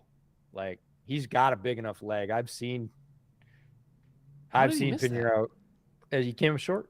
I think he, so we used to call it short hopped it, but that's a baseball term. But when your cleats strike the turf before they strike the ball, it's basically like taking a divot. Now, Pinheiro, 60 what? Hold on. How many yards is that? I don't know. Maybe checking. I was looking at route trees like a goofball, but on the replay, right? Looked like his foot hit the turf, and Pinheiro's got leg to do it. Pinheiro, he was in a camp battle the year that I went to Bears camp last year before they moved to Dallas. And man, Pinheiro can absolutely hammer the ball. He has got an NFL leg and then some. 59. It's a tough kick. Yeah, but he can hit it. He didn't hit it cleanly, and he knew it. But now it's up to the Bears to not drop it for the most part. We got one timeout left for the Panthers. Yeah, this one's mathematically, if it's not over, it's pretty close. Yeah, and again, 16-13, pretty close to what we thought this game would end up being. A little more scoring because of a special teams touchdown, but you also see that in games like this, kind of random stuff. Oh, yeah, and Tepper's in the stadium and they're showing him and he's not pleased. He might fire somebody just for that. Bears were favored by 3.5, so Panthers covered. In case anybody wants silver linings to this. Tepper fuming on screen. Did not. Yeah. By the way. We came short because, anyways. It's our own fault for going with 5 hires with a Panthers-Bears game. I suggested a couple of unders, and you said, quote unquote, okay. Wow. They hit it. All right. I'm not. Darnell. Yeah, it's a gutsy call at the end of the game. That is a tough route to throw, and Darnell got hammered after he caught that ball. Hammered. Chat wants me to explain the mint package. All right, I know my limitations. There's no way I would get through that correctly right now. Dude, I don't know if I could do just explaining tight, let alone mint. I wouldn't bet the over. Let's put it that way. Oh man. Like you could ask, like, what's your favorite fucking 2 deep fire zone? You know what I know you could explain the hell out of right now? What? Your favorite variation of fried rice. Ooh. Okay. See? This is going to sound super basic. Benihana makes really good fried rice. It does sound super basic, but again, fried rice can be so basic and yet so good. Like they legitimately do a good job. You get a Rocky's Choice, you get your fried rice. Like I know there's better hibachi places. I live in LA. There's a fucking million of them. But, when I go back to Orange County where they don't have a million of them and I have to go to hibachi, it's generally going to be at Benihana. And I admire and respect their fried rice. It's pretty good. explain icing in hockey. Now I could do that, but we're not gonna. Let's see. Ken Button. Sorry, my bad. I'll see your Bears in Detroit, Ford Field. It will not be a warm welcome. You have earned it as a fan of the Lions. Your team has been on a roll all year. People all over Lions fandom. We're super excited for the Lions. I have never seen the hype level this high. I have followed the NFC Central, which became the NFC North for a long time. Even in like the Wayne Fonts playoff years. What? 1 second. Yep. Was there a false start on a kneel down? Whatever. Did that happen? Everybody is agreeing that this game is over, Brett. Like, nobody wants to see more of this. What the fuck? Right? Anyway, I see the words final. No, I'm just saying Lions fans deserve every bit of like traveling and filling up opposing team stadiums and just loving Honolulu Blue this year, because it's cool when your team goes on a run and they're really good and they've got a chance to make noise in the postseason. It's awesome. Enjoy it. It doesn't come around all the time. You obviously, as a Lions fan, have suffered through quite a bit. One of the longest droughts in sports. Oh God, no, that's they false started on a kneel down. What do you want from me? Still in the game clock. I'm just so glad that we don't have anything to record tomorrow. Like, I couldn't be happier about that. No, dude, I have to edit the rest of the Bills episode tonight. I don't have anything to record with you tomorrow. I have other work to do, but I do not have anything to record with you tomorrow because the Bills episode is going to come out all sorts of fucked up because I'm doing the rest of it tonight. So enjoy that. You're going to be like mentioning Patriots players in the roles of the Bills players. Like you're going to be all time in that sucker. Anyways, thanks for hanging out with us tonight. Not the greatest game. I hope that we brought you some merriment outside the Malort. There was some interesting football. Bryce Young needs a breather. He needs a little bit more talent around him. Looks like David Tepper might blow a gasket, so keep an eye on that one. He does not look like a happy dude right now, and he is impulsive as an owner when he's not a happy dude. So something could happen there. Again, I don't think it's logical or right to do that right now, but doesn't mean it's not going to happen. Bears win a game, which is good for their draft spot. Basically, Panthers draft spot. Keep them in the Derby for top pick overall as a very low-win team, not a no-win team anymore. And that's pretty much the storylines out of this one. Put a mark on your calendar for next Thursday night. Next Thursday night, going to be a completely different exercise. Bengals-Ravens, Thursday Night Football. We've got the preview pod coming out tomorrow on the Bootleg channel. Looking at all those games, we definitely talked about Bengals-Ravens as one of the five. And, yeah, you got anything else, Brett, besides your second favorite fried rice? Oh, no, I didn't actually answer that. Yeah, you did. You said Benihana. See, it's not fair because it depends.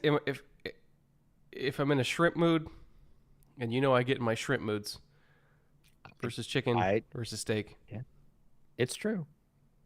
I've had a scallop fried rice before. It was actually pretty fucking fire. I'm gonna say, again, fried rice is one of those things that can be great even when it's not that great. Yeah, it's kind of hard to fuck it up. Yeah, I would agree. It's rice. So throw it in oil, throw some meat in, throw some veggies. Anyway, I'm gonna go eat some of that, and then I'm gonna edit the Bills episode. Can't promise it's gonna come out super clean. Luck with that. Yeah, no, I would imagine maybe not. So check the last few minutes of the Bills Film Room episode. Because it'll probably be fire, or be on fire. I'm not sure. Me yelling incoherently about Ken Dorsey for 35 minutes. So it'll be just like a Bills fan. Yeah, basically. Anyway. All right. Go eat something. Thanks for hanging out with us. We appreciate it.